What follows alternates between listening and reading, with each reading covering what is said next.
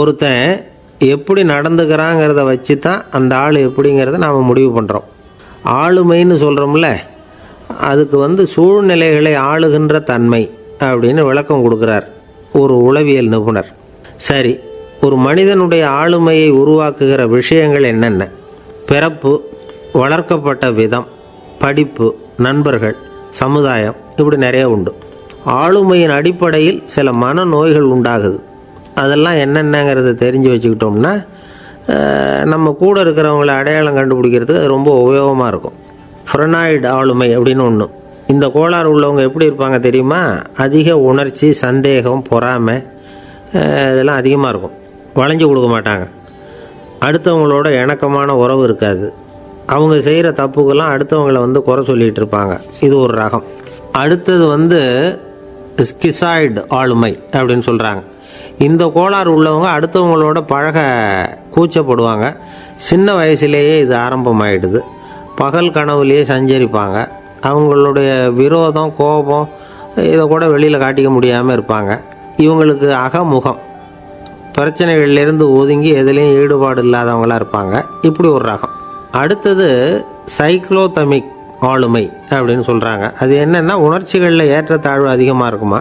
சில சமயம் பார்த்தா மகிழ்ச்சியாக இருப்பாங்க, சில சமயம் சோகமாக உட்காந்துருப்பாங்க. அவங்க மனநிலைக்கு தகுந்த மாதிரி சமூக நிகழ்ச்சிகளில் பங்கெடுத்துக்குவாங்க. இன்னொரு வகை என்னென்னா எண்ணப்பீடிகை ஆளுமை அப்படின்னு பேர் வச்சுருக்கிறாங்க. அதுக்கு இவங்களுக்கெல்லாம் கரெக்டாக இருக்கணும். எல்லாம் சட்டத்திட்டம் எதுலேயும் ஒரு ஒழுங்குமுறை, இப்படி எதிர்பார்க்குற மனோபாவம்.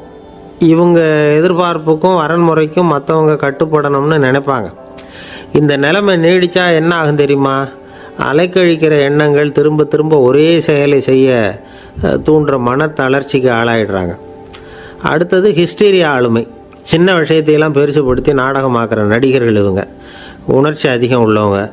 இவங்க மன எழுச்சியில் பக்குவமின்மை, குழந்தைத்தனம், முதிர்ச்சியின்மை எல்லாம் இருக்கும். தன்னலம் மிக்க குணம். பிறர் தன்னை மட்டுமே கவனிக்கணும்னு நினச்சி செயல்படுறது, இதெல்லாம் இவங்க அடையாளம். அடுத்த ரகம் எப்படின்னா வளர்ச்சியற்ற ஆளுமைன்னு சொல்கிறாங்க. அடுத்தவங்களோட இணங்கி போக முடியாதவங்க. அறிவு, மன எழுச்சி, சமூக உறவு இதில் எல்லாம் போதுமான வளர்ச்சியையும் நிறைவையும் பெற முடியாதவங்க. இவங்களால் வாழ்க்கையில் முன்னேற முடியாது. பிச்சைக்காரங்க, குற்றவாளிகள், இவங்ககிட்டெல்லாம் இது மாதிரியான ஆளுமை அதிகமாக இருக்குமா. அடுத்தது என்னென்னா சோர்வுடைய ஆளுமை. எதுலேயும் உற்சாகம் இல்லாமல் சோர்ந்து போயிருப்பாங்க. அதுக்கெல்லாம் நமக்கு வலிமை இல்லைப்பா அப்படின்னு சொல்லிகிட்டு இருப்பாங்க. சின்ன விஷயங்களுக்கெல்லாம் அதிர்ச்சி அடையிறது. வாழ்வின் சுவையை அனுபவிக்க முடியாதவங்க. இன்னொரு ரகம் இது கொதித்தெழும் ஆளுமைங்கிறாங்க. எதுக்கு எடுத்தாலும் ஆத்திரம், குரோதம், வன் செயல் இதிலெல்லாம் ஈடுபாடு, இப்படி உள்ளவங்க. நத்தை வகை ஆளுமை அப்படின்னு ஒன்று. அடுத்தவங்க மேலே விரோதம் இருக்கும், அடிக்கணுங்கிற எண்ணம் இருக்கும். ஆனால் அதை அப்படியே வெளியில் காட்டாமல் அதே சமயம் அமைதியான முறையில் வெறுப்பை வெளிக்காட்டுற ரகம். இவங்கெல்லாம் பேசாமல் கம்முன்னு இருந்துக்கிட்டே நினச்சதை நிறைவேற்றிக்கிடுவாங்க. முன்ஜாக்கிரதை ஆளுமை அப்படின்னு ஒரு ரகமாக. பாதுகாப்பின்மை, சந்தேகம், முழுமையின்மை, அறவேக்காட்டுத்தனம் இந்த மனப்போக்கு அதிகமாக இருக்கிறதுனால அகம்பாவம், புடிவாதம், எச்சரிக்கை எல்லாம் அளவுக்கு மீறி இருக்கும். இதுவரைக்கும் நாம் பேசிக்கிட்டு இருந்த ஆளுமை பண்புகள் அளவுக்கு அதிகமாக போயிட்டுதுன்னா ஆளுமை கோளாறுகள் ஏற்படும். அதன் அடிப்படையில் மனவியாதிகள் வருமா. அதனால் இணக்கமான, எல்லாரும் விரும்புகிற இயல்பான ஆளுமையை பெறுவதற்கு நாம் முயற்சி செய்யணும் அப்படிங்கிறது மனோதத்துவ நிபுணர்களுடைய ஆலோசனை. ஒருத்தர் ஒரு மனோதத்துவ டாக்டரை தேடிட்டு வந்தாராம். டாக்டர், எனக்கு மனசில் ஏதோ வியாதி, ஆளுமை கோளாறு, அதாவது எனக்கு சீக்கிரமாக செத்து போனால் தேவையில்லைன்னு தோணுது அப்படின்னாராம். உடனே அந்த டாக்டர், சரி அப்படின்னா இங்கே இருங்க, நான் வைத்தியம் பார்க்குறேன் அப்படின்னாராம். ஆஃபீஸு முடிஞ்சு வீட்டுக்கு போகிற சமயத்தில் ஒருத்தர் கடைக்கு போய் ஸ்வீட் வாங்கினார். சரி, வீட்டுக்கு பிள்ளைங்களுக்கு தான் வாங்கிட்டு போகிறார் அப்படின்னு மற்றவங்க நினச்சாங்க. அவர் அப்படி செய்யலை. அந்த இடத்துலையே பொட்டலத்தை பிரித்தார்.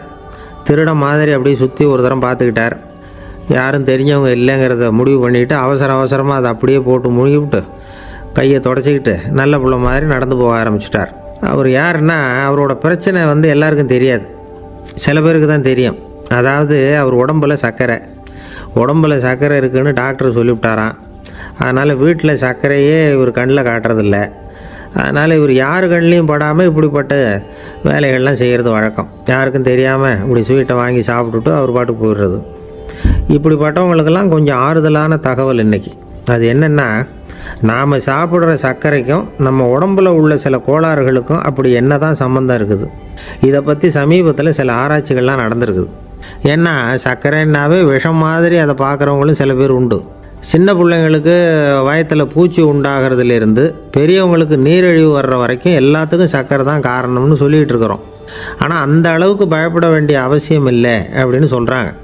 சர்க்கரை வியாதி, இருதய நோய், பித்த நீர்ப்பை நோய், இதெல்லாம் சில நோய்கள்லாம் நாம் சாப்பிட்ற சர்க்கரைக்கும் தொடர்பு இருக்குன்னு நினைக்கிறோம். ஆனால் அப்படி சம்பந்தம் உண்டுங்கிறதுக்கு போதுமான அளவுக்கு ஆதாரம் இல்லை அப்படிங்கிறாங்க ஆராய்ச்சியாளர்கள்.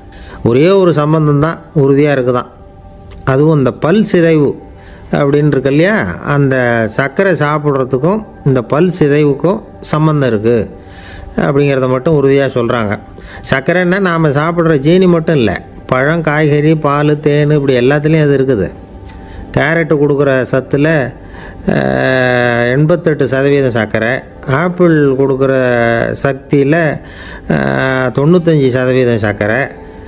இது ஜீனி சர்க்கரை, இது ஆப்பிள் சர்க்கரை அப்படிங்கிற வித்தியாசம்லாம் உடம்புக்கு கிடையாது. ரெண்டுமே உடனடியாக சக்தி கொடுக்குது. ஒரு ஸ்பூன் சர்க்கரையில் 16 கலோரி தான் சத்து இருக்குது. அதிகமாக சர்க்கரை சாப்பிட்டா நீரிழிவு வந்துருங்கிறது தப்பான ஒரு அபிப்பிராயம். டயபெட்டிஸுங்கிறது ஒரு மெட்டபாலிக் டிஸார்டர், அவ்வளவுதான். அதாவது நாம் சாப்பிட்ற சர்க்கரையை நம்ம உடம்பு திறமையாக உபயோகப்படுத்திக்க முடியல அப்படின்னு அர்த்தம்.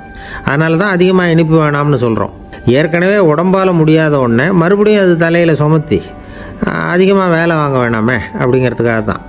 ஆகாரத்தில் அதிகமாக சர்க்கரை இருந்தால் அதனால் உடனே சர்க்கரை வியாதி வந்துடும்ங்கிறதுக்கு விஞ்ஞான ரீதியாக போதுமான ஆதாரம் இல்லை. அதனால் எப்போவாவது அதிகமாக ஸ்வீட்டு சாப்பிட்டுட்டா ஐயோ அதிகமாக சாப்பிட்டோமோ, என்ன பண்ண போகுது தெரியலையே அப்படின்னு நினச்சி மனசை போட்டு குழப்பிக்க வேண்டியதில்லை. பொதுவாக எதுவுமே அதிகமாக வேண்டாம், எல்லாம் சீராக இருந்தால் போதும். நீரிழிவுங்கிறது புதுசாக வந்துட்ட ஒரு நோய் இல்லை, ரொம்ப காலமாகவே இருக்கிற ஒன்று தான். நம்ம முன்னோர்கள் இதை மதுமேகம் அப்படின்னு சொல்லுவாங்க. அதை கட்டுப்படுத்துறதுக்கு அவங்களே சில வழிமுறையை சொல்லி வச்சுருக்கிறாங்க. அது என்னென்னா வேறு ஒன்றும் இல்லை, இந்த பாவக்காய், முள்ளங்கி, அருகம்புல், அவ்வளவுதான். வெள்ளை முள்ளங்கி இருக்குல்ல, அதை வாரத்துக்கு 3 நாள் சாப்பிட்டுக்கிட்டு வாங்க. நூலுக்கோல் ரொம்ப நல்லது. இல்லைன்னா முள்ளங்கி சாறு 1 ounce சாப்பிட்டுட்டு வரலாம். ரத்தத்தில் சேர்கிற சர்க்கரை அளவு இதெல்லாம் கட்டுப்படுத்துது. சிறுநீரில் காணப்படுகிற சர்க்கரை அளவையும் சமநிலைப்படுத்துது. தினமும் ஆகாரத்தில் கோதுமை, கேழ்வரகு, வெந்தயம், கருவேப்பிலை, சோயாபீன்ஸ் எது கிடைக்குதோ சேர்த்துக்கலாம். இப்படிலாம் செஞ்சுக்கிட்டு வந்தால் அப்புறம் வீட்டுக்கு தெரியாமல் கடையில் போய் நின்றுக்கிட்டு ஸ்வீட் வாங்கி திருட்டுத்தனமாக சாப்பிட வேண்டிய அவசியமே உங்களுக்கு வராது. 2 ஆசாமிகள் கடற்கரையில் உட்காந்து சாவகாசமாக பேசிக்கிட்டு இருந்தாங்களாம். ஒருத்தர் சொன்னார், இன்னொருத்தருக்கு தெரியாமல் ஸ்வீட்டு சாப்பிட்றதே எப்பவும் இடைஞ்சல் தான் சார். நேற்றுக்கு பாருங்கள் அப்படி தான் சாப்பிட்டுக்கிட்டு இருந்தேன், வீட்டுக்காரி கண்ணில் போட்டுவிட்டுது, அதுக்கப்புறம் ஒரே ரகலையாக போச்சு அப்படின்னாரா. எனக்கு கூட அப்படி தான் சார் ஆகிட்டுது, ஒரே ரகலை அப்படின்னாரா இன்னொருத்தர். நீங்கள் சாப்பிட்டதும் உங்கள் வீட்டுக்காரங்க கண்ணில் போட்டுவிட்டுதா சார் அப்படின்னு கேட்டிருக்காரு இவர். அதுக்கு அவர் சொன்னாராம், அப்படி இல்லை சார், கடைக்காரர் கண்ணில் போட்டுவிட்டுதோ, நான் அவருக்கு தெரியாமல் அந்த ஸ்வீட்டை அவர் கடையிலேருந்து எடுத்திருந்தேன் அப்படின்னு விளக்கம் கொடுத்தாராம் இந்த ஆள். ஒருத்தர் முகத்தை தொங்க போட்டுக்கிட்டு ஒரு மாதிரியாக வந்தார். என்ன விஷயம்னு விசாரித்தேன். என்னுடைய நண்பன் ஒருத்தங்கிட்ட கருத்து வேறுபாடு, இனிமேல் நமக்குள்ளே எந்த சம்மந்தமும் வேணாம்னு நட்பை முறிச்சிட்டு வந்துட்டேன்னா. நண்பர்கள்னு இருந்தால் கருத்து வேறுபாடு வரத்தான் செய்யும்னு. கருத்து வேறுபாடு வராமல் இருக்கிறதுக்கு ஏதாவது வழி உண்டா அப்படின்னு கேட்டாங்க. அதை பற்றி நிபுணர்கள் சில யோசனைகளை சொல்லியிருக்கிறாங்கன்னு. முதல் விஷயம் என்னென்னா, உங்கள் நண்பனுக்கு ஒரு செய்தி சொல்லணும்னா அதை நீங்களே நேரடியாக சொல்லுங்கள், அல்லது உங்கள் கைப்பட கடிதம் எழுதுங்க. அதாவது நேரடி தொடர்பு முக்கியம். அதை விட்டுட்டு இன்னொருத்தர் மூலமாக நண்பர்களுக்கு செய்தி அனுப்புனா நீங்கள் சொல்கிற செய்தி அப்படியே போய் சேராது, அது சேதமாயிடும். கூட்டி குறைச்சி சொல்லிவிடுவாங்க, அது குழப்பத்தில் கொண்டாந்து விட்டுரும். இது ஒரு யோசனை. 2வது யோசனை என்னென்னா, நீங்கள் ஒரு நல்ல காரியத்தை செய்யும் பொழுது உங்கள் நண்பரையும் சேர்த்துக்குங்க, அவருக்கும் அதில் ஒரு ஈடுபாட்டை உருவாக்குங்க. 3வது யோசனை, நம்ம பக்கத்தில் இருக்கிற நண்பர் மகிழ்ச்சி அடைகிற மாதிரி ஏதாவது செய்யணும். சின்ன சின்ன செயல்களாக இருந்தாலும் பரவாயில்ல, அவர் நமக்கு எதுவும் செய்யலையே, நாம் எதுக்கு செய்யணும் அப்படின்னு நினச்சிக்கிட்டு இருக்கக்கூடாது. 4வது யோசனை என்னென்னா, உங்களுக்கு ஒரு பிரச்சனையா அல்லது உங்கள் நண்பருக்கு ஒரு பிரச்சனையா, எதுவாக இருந்தாலும் 2 பேரும் சேர்ந்து உட்காந்து ஆலோசனை பண்ணுங்கள். நம்ம யோசனையும் கேட்கப்படுதே அப்படிங்கிற நினைப்பே அவருக்கு ஒரு மன நிறைவை உண்டாக்குமா. 5வது யோசனை, உங்கள் நண்பர் ஏதோ ஒரு காரியத்தை செய்கிறார், நீங்கள் உடனே அவசரப்பட்டு நீ செய்கிறது தப்புன்னு தீர்ப்பு சொல்லக்கூடாது. அவர் அதை செய்யறதுக்கான நியாயங்கள் எவ்வளவோ இருக்கும், அதை புரிஞ்சுக்கிறதுக்கு முயற்சி பண்ணணும். 6வது யோசனை, உங்கள் நண்பர் என்ன சொன்னாலும் அதை பொறுமையாக கேளுங்க. அவர் சொல்கிறத புரிஞ்சுக்கணும், அவர் சொல்ல விரும்புகிறத புரிஞ்சுக்கணும், அவர் சொல்ல முடியாமல் தவிக்கிறதையும் புரிஞ்சுக்கணும். இப்படி 3 விதமாகவும் அவரை புரிஞ்சுக்கிட்டு அதுக்கு தகுந்த மாதிரி செயல்படணும். 7வது யோசனை என்னென்னா, உங்கள் நண்பர் உங்ககிட்ட வந்து ஏதோ ஒரு கருத்தை சொல்கிறார், அது உங்களுக்கு பிடிக்கல, அதுக்காக உடனே நீ சொல்கிறது சரியில்லை, நான் ஒத்துக்க மாட்டேன் அப்படின்லாம் மறுத்துக்கிட்டு இருக்கக்கூடாது. அவர் சொல்கிறத கேட்கணும், பொறுமையாக சிந்திக்கணும், அதுக்கப்புறம் பதில் சொல்லணும். இப்படிலாம் நடந்துக்கிட்டால் நண்பர்களுக்குள்ள கருத்து வேறுபாடு வர்றதுக்கு வாய்ப்பே இருக்காது அப்படின்னு வல்லுநர்கள் தொகுத்து சொல்லியிருக்கிறாங்க இந்த யோசனைகளை. எனக்கு தெரிஞ்ச சில நண்பர்கள் உண்டு, அவங்களுக்குள்ளேயும் கருத்து வேறுபாடுகள் வராமல் இருக்கிறதுக்கு சில நுட்பங்களை கையாளுறது உண்டு. ஒருத்தர் சொன்னார், அந்த டாக்டர் சின்ன வயசுலேருந்து என் கூட பழகினவர், நாங்கள் 2 பேரும் இணை பிரியாத நண்பர்கள். இருந்தாலும் எனக்கு உடம்பு சரியில்லைன்னா நான் அவர்கிட்ட வைத்தியம் பார்த்துக்க மாட்டேன் அப்படின்னார் ஒருத்தர். ஏன் அப்படின்னு கேட்டேன். எங்கள் நட்பு கெட்டுப்போடக்கூடாது இல்லையா, அதனால தான் அப்படின்னார் இவர். ஒரு மனுஷனுக்கு 3 விதத்தில் கர்வம் உண்டாகிறதுக்கு வாய்ப்பு உண்டு. பணம், பதவி, புகழ். பணம் அதிகமாக வந்தால் கர்வம் வரலாம், பதவி பெருசாக வந்துட்டுதுன்னா கர்வம் வரலாம், புகழ் அதிகமாக போனாலும் கர்வம் வரலாம். இந்த 3 வகையான கர்வத்துக்கும் இடம் கொடுக்காமல் இருக்கிறாங்க பாருங்கள், அவங்க தான் சிறந்த மனிதர்கள். ஒரு பெரிய பொறுப்பில் இருக்கிறவங்களுக்கு கர்வம் வந்துடக்கூடாது. அப்படி வந்துட்டுதுன்னா அது எல்லாருக்கும் இடைஞ்சல். ஒரு ராஜா இருந்தார். அவர் ஒரு நாள் தன்னுடைய தலைநகரத்தை சுற்றி வந்துக்கிட்டு இருந்தார். ஒரு இடத்துல ஒரு அழகான நிலத்தை பார்த்தார். ஆஹா, இந்த இடத்துல நமக்குன்னு ஒரு மாளிகையை கட்டினா எவ்வளோ நல்லாயிருக்கும் அப்படின்னு நினச்சார். ராஜா நினச்சா அது முடியாத காரியமா? சரி, இந்த நிலம் யாருக்கு சொந்தம்னு விசாரிங்க அப்படின்னார் பக்கத்தில் இருந்தவங்கக்கிட்ட. அவங்கெல்லாம் ஓடி போய் விசாரித்தாங்க. அந்த இடம் வந்து ஒரு வயசான கிழவிக்கு சொந்தம், வயசான அம்மாவுக்கு சொந்தமாக. அந்த அம்மா தான் அதில் ஒரு குடிசையை போட்டு குடியிருந்துகிட்டு இருக்கிறாங்க. சரி, அந்த நிலத்துக்கு வந்து ஒரு விலையை நிர்ணயம் பண்ணி அதை அந்த வயசான அம்மாக்கிட்ட கொடுத்துருங்கோ அப்படின்னு உத்தரவு போட்டார் ராஜா. ஆனால் அந்த அம்மா, இது எங்கள் பூர்வீக இடம், இதை விற்க மாட்டேன் அப்படின்னு சொல்லிவிட்டுது. சரி, 2 பங்கு விலை கொடுக்குறோம்னு சொல்லி பாருங்க அப்படின்னாங்க. அப்படியே சொன்னாங்க அரண்மனை ஆட்கள். அதுக்கும் சம்மதிக்கலை அந்த அம்மா. இதை கேள்விப்பட்டதும் ராஜாவுக்கு கோபம் வந்துட்டுது. தன்னுடைய ஆளுங்களை கூப்பிட்டார். போய் அந்த குடிசையை பிரித்து எறிங்க, காசெல்லாம் ஒன்றும் கொடுக்காதீங்க அப்படின்னு கத்தினார். அவ்வளோதான். அடுத்த நிமிஷம் அரண்மனை ஆசாமிகள் போனாங்க, குடிசையை பிரித்து எரிஞ்சாங்க. அந்த வயசான அம்மா இருக்குது, அதுவும் அந்த இடத்த விட்டு துரத்தி விட்டாங்க. அந்த இடத்துல ஒரு அரச மாளிகையை கட்டி முடிச்சிட்டாங்க. அந்த வயசான அம்மா பாவம், ராஜாவே இப்படி பண்ணால் யார்கிட்ட போய் முறையிட முடியும்? ஒரு ஞானி இருந்தார், அவர்கிட்ட போய் சொன்னாங்க. அவர் இவங்க சொன்னதை கேட்டு மனசில் வச்சுக்கிட்டார். ஒரு நாள் அந்த ராஜாவே இந்த ஞானியை கூப்பிட்டார். புதுசாக ஒரு மாளிகை கட்டியிருக்கிறேன், வந்து பாருங்கன்னு. சரின்னு சொல்லி இந்த பெரியவர் ஒரு நாள் அந்த மாளிகைக்கு போனார். சும்மா போகல, ஒரு கழுதையையும் ஓட்டிகிட்டு போனார். கொஞ்சம் சாக்குகள், வெத்து சாக்கு, அதையும் எடுத்து கழுதை முதுகில் போட்டு கழுதையை ஓட்டிகிட்டு போகிறார். ராஜா பார்த்தார். அவருக்கு இது ஆச்சரியமாக இருந்தது. என்ன இது, மாளிகைக்கு வந்துட்டு போங்கன்னு கூப்பிட்டா கழுதை சாக்கு இதெல்லாம் கூப்பிட்டு வராரு, ஒன்றும் புரியலையேன்னு நினச்சார்.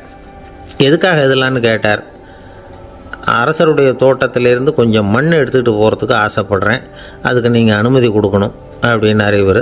இது என்ன வேடிக்கையான கோரிக்கையாக இருக்குது அப்படின்னு நினச்சார் ராஜா. இருந்தாலும் மண் தானே கேட்குறாரு, எடுத்துகிட்டு போகட்டுமே அப்படின்னு நினச்சார். சரி, நான் அனுமதி கொடுத்தார். அந்த பெரியவர் தோட்டத்துக்கு போனார், மண்ணை வெட்டினார், சாக்கில் போட்டு நிரப்புனார். ராஜாவை கொஞ்சம் கிட்ட வாங்கன்னு கூப்பிட்டார். இந்த மண் மூட்டையை தூக்கி கழுதையோட முதுகில் வைக்கணும், கொஞ்சம் உதவி பண்ணுங்கன்னார். ஓ, பண்ணுறேனே அப்படின்னு சொல்லி ராஜா கிட்ட போனார். மூட்டையை தூக்கி பார்க்குறாரு, முடியல, திணறி போயிட்டார். இப்போ அந்த ஞானி பேசினாராம். அரசே, இந்த ஒரு சாக்கு மண்ணையே உங்களால் தூக்க முடியல, அந்த கிழவிகிட்ட இருந்து அந்த அக்கிரமமாக அபகரித்த இந்த தோட்டம் பூராவையும் சுமக்கணும்னு ஆசைப்படுறீங்களே, அது உங்களால் முடியுமா அப்படின்னு கேட்டாராம். ராஜா யோசனை பண்ண ஆரம்பித்தார். தன்னுடைய செயலுக்காக வருத்தப்பட்டாராம். அந்த வயசான அம்மாவை உடனடியாக வரவழைச்சார். தாயே, தப்பு பண்ணிட்டேன், என்னை மன்னிச்சுக்குங்க, இன்னையிலேருந்து இந்த மாளிகையும் தோட்டமும் உங்களுக்கு தான் சொந்தம் அப்படின்னு சொல்லிவிட்டாராம். போகிறப்ப இந்த உலகத்திலேருந்து எண்ணத்தை எடுத்துகிட்டு போக போகிறோம், அதனால் ரொம்பவும் அலட்டிக்க வேண்டியதில்லை, கர்வப்பட வேண்டியதில்லை, அப்படிங்கிறது ஒரு பெரிய உபதேசம். ஒரு பெரிய மனுஷன் சாக கிடந்தார், ரொம்பவும் அழுதார். ஏன் அழறீங்க அப்படின்னு கேட்டாங்க சுற்றி இருந்தவங்க. நான் சாகிறதுக்காக கவலைப்படலை, நான் நம்ம ஜனங்களுக்காக எவ்வளவோ காரியம்லாம் செஞ்சுக்கிட்டு வந்தேன். நான் செஞ்சுக்கிட்டு வந்த சேவையை இனிமேல் யார் செய்ய போகிறாங்க, அது யாரால் முடியும், அதை நினச்சி தான் அழறேன் அப்படின்னாராம். ஒருத்தர் முன்னாடி வந்தார். அதுக்காக நீங்கள் கவலைப்படாதீங்க, உங்கள் சேவையை தொடர்ந்து செய்கிறதுக்கு என்ன மாதிரி இளைஞர் பட்டாலும் தயாராக இருக்குது, இருந்தாலும் எங்கள் கவலை என்னென்னா அப்படின்னு இழுத்தார். என்ன சொல்லுங்கன்னு கேட்டார் அவர். நீங்கள் இது வரைக்கும் என்ன சேவை செஞ்சுக்கிட்டு வந்தீங்க, அதுதான் எங்களுக்கு இன்னமும் புரியாத புதிராக இருக்குது அப்படின்னாராம் அவர். இந்த காலத்து புள்ள ஒருத்தன் தன்னோட அப்பாவை பார்த்து சொன்னான், அப்பா நான் உனக்கு உதவி செய்யலாம்னு நினைக்கிறேன், என்ன உதவி செய்யணும்னு சொல்லு அப்படின்னா. நீ சும்மா இருந்தால் அதுவே எனக்கு செய்கிற பெரிய உதவிடா அப்படின்னார் அப்பா. சும்மா இருக்கிறதும் ஒரு உதவி தான், அது மாதிரி மௌனமும் ஒரு சமூக சேவை தான் அப்படிங்கிறார் காஞ்சி பெரியவர். நமக்கு 5 புலன்கள் இருக்குது, மெய் வாய் கண் மூக்கு செவி. இந்த 5லேயும் அதிகப்படியான வேலை எதுக்குன்னு நினைக்கிறீங்க? வாய்க்கு தான். ஏன்னா அதுக்கு 2 வேலை. இப்போ கண்ணுக்கு பார்க்குறது மட்டும்தான் வேலை, காதுக்கு கேட்குறது மட்டும்தான் வேலை, மூக்குக்கு வாசனை அறியறது தான் வேலை, உடம்புக்கு உணர்றது மட்டும்தான் வேலை. ஆனால் வாய் அப்படி இல்லை, அதுக்கு 2 வேலை. சாப்பிட்றதும் அதுதான், பேசுகிறதும் அதுதான். அதாவது வாய் ஒன்று தான் கர்மேந்திரியமாகவும் இருக்குது, ஞானேந்திரியமாகவும் இருக்குது அப்படின்னு சொல்லுவாங்க. சாப்பாட்டில் உட்காந்தா எந்தெந்த ஆகாரம் என்னென்ன ருசின்னு அறிவிக்கிற வேலையும் செய்யுது. சபையில் உட்காந்தா பாடுறது, பேசுறது, சிரிக்கிறது, இது மாதிரியான வேலையும் செய்யுது. இன்னொரு வித்தியாசம், கண்ணு காது மூக்கெல்லாம் ஸ்ட்ரெயின் பண்ணிக்கிட்டு வேலை செய்கிறதில்ல. ஒரு ரோஜா பூ பார்த்தா உடனே மூக்கு அப்படியும் இப்படியும் அசைய ஆரம்பிக்கிறதில்ல. ஒரு சங்கீதத்தை கேட்ட உடனே காது ஆட ஆரம்பிக்காது. ஆனால் வாய் அப்படி இல்லை, அது பேசினாலும் சரி சாப்பிட்டாலும் சரி அசைஞ்சு தான் ஆகணும். ஆக மற்றதை விட வாய்க்கு வேலை ஜாஸ்தின்னு தெரியுது. சாப்பிட்றது பேசுறது அப்படின்னு 2 காரியம் அதுக்கு. இப்படி 2 காரியம் இருக்கிறதுனால அது 2ஐயும் பாதியாக குறைச்சிக்கணுங்கிறது கடவுள் அபிப்பிராயமாக இருக்கணும் அப்படிங்கிறார் காஞ்சி பெரியவர். ஆனால் இப்போ நாம் அப்படியே நடந்துக்கிறோம், அதுக்கு நேர்மாறாக நடந்துக்கிறோம். நாம் சாப்பிட்றதும் அதிகம், பேசுகிறதும் அதிகம், 2 வேலையையும் தேவைக்கு அதிகமாகவே செய்கிறோம்.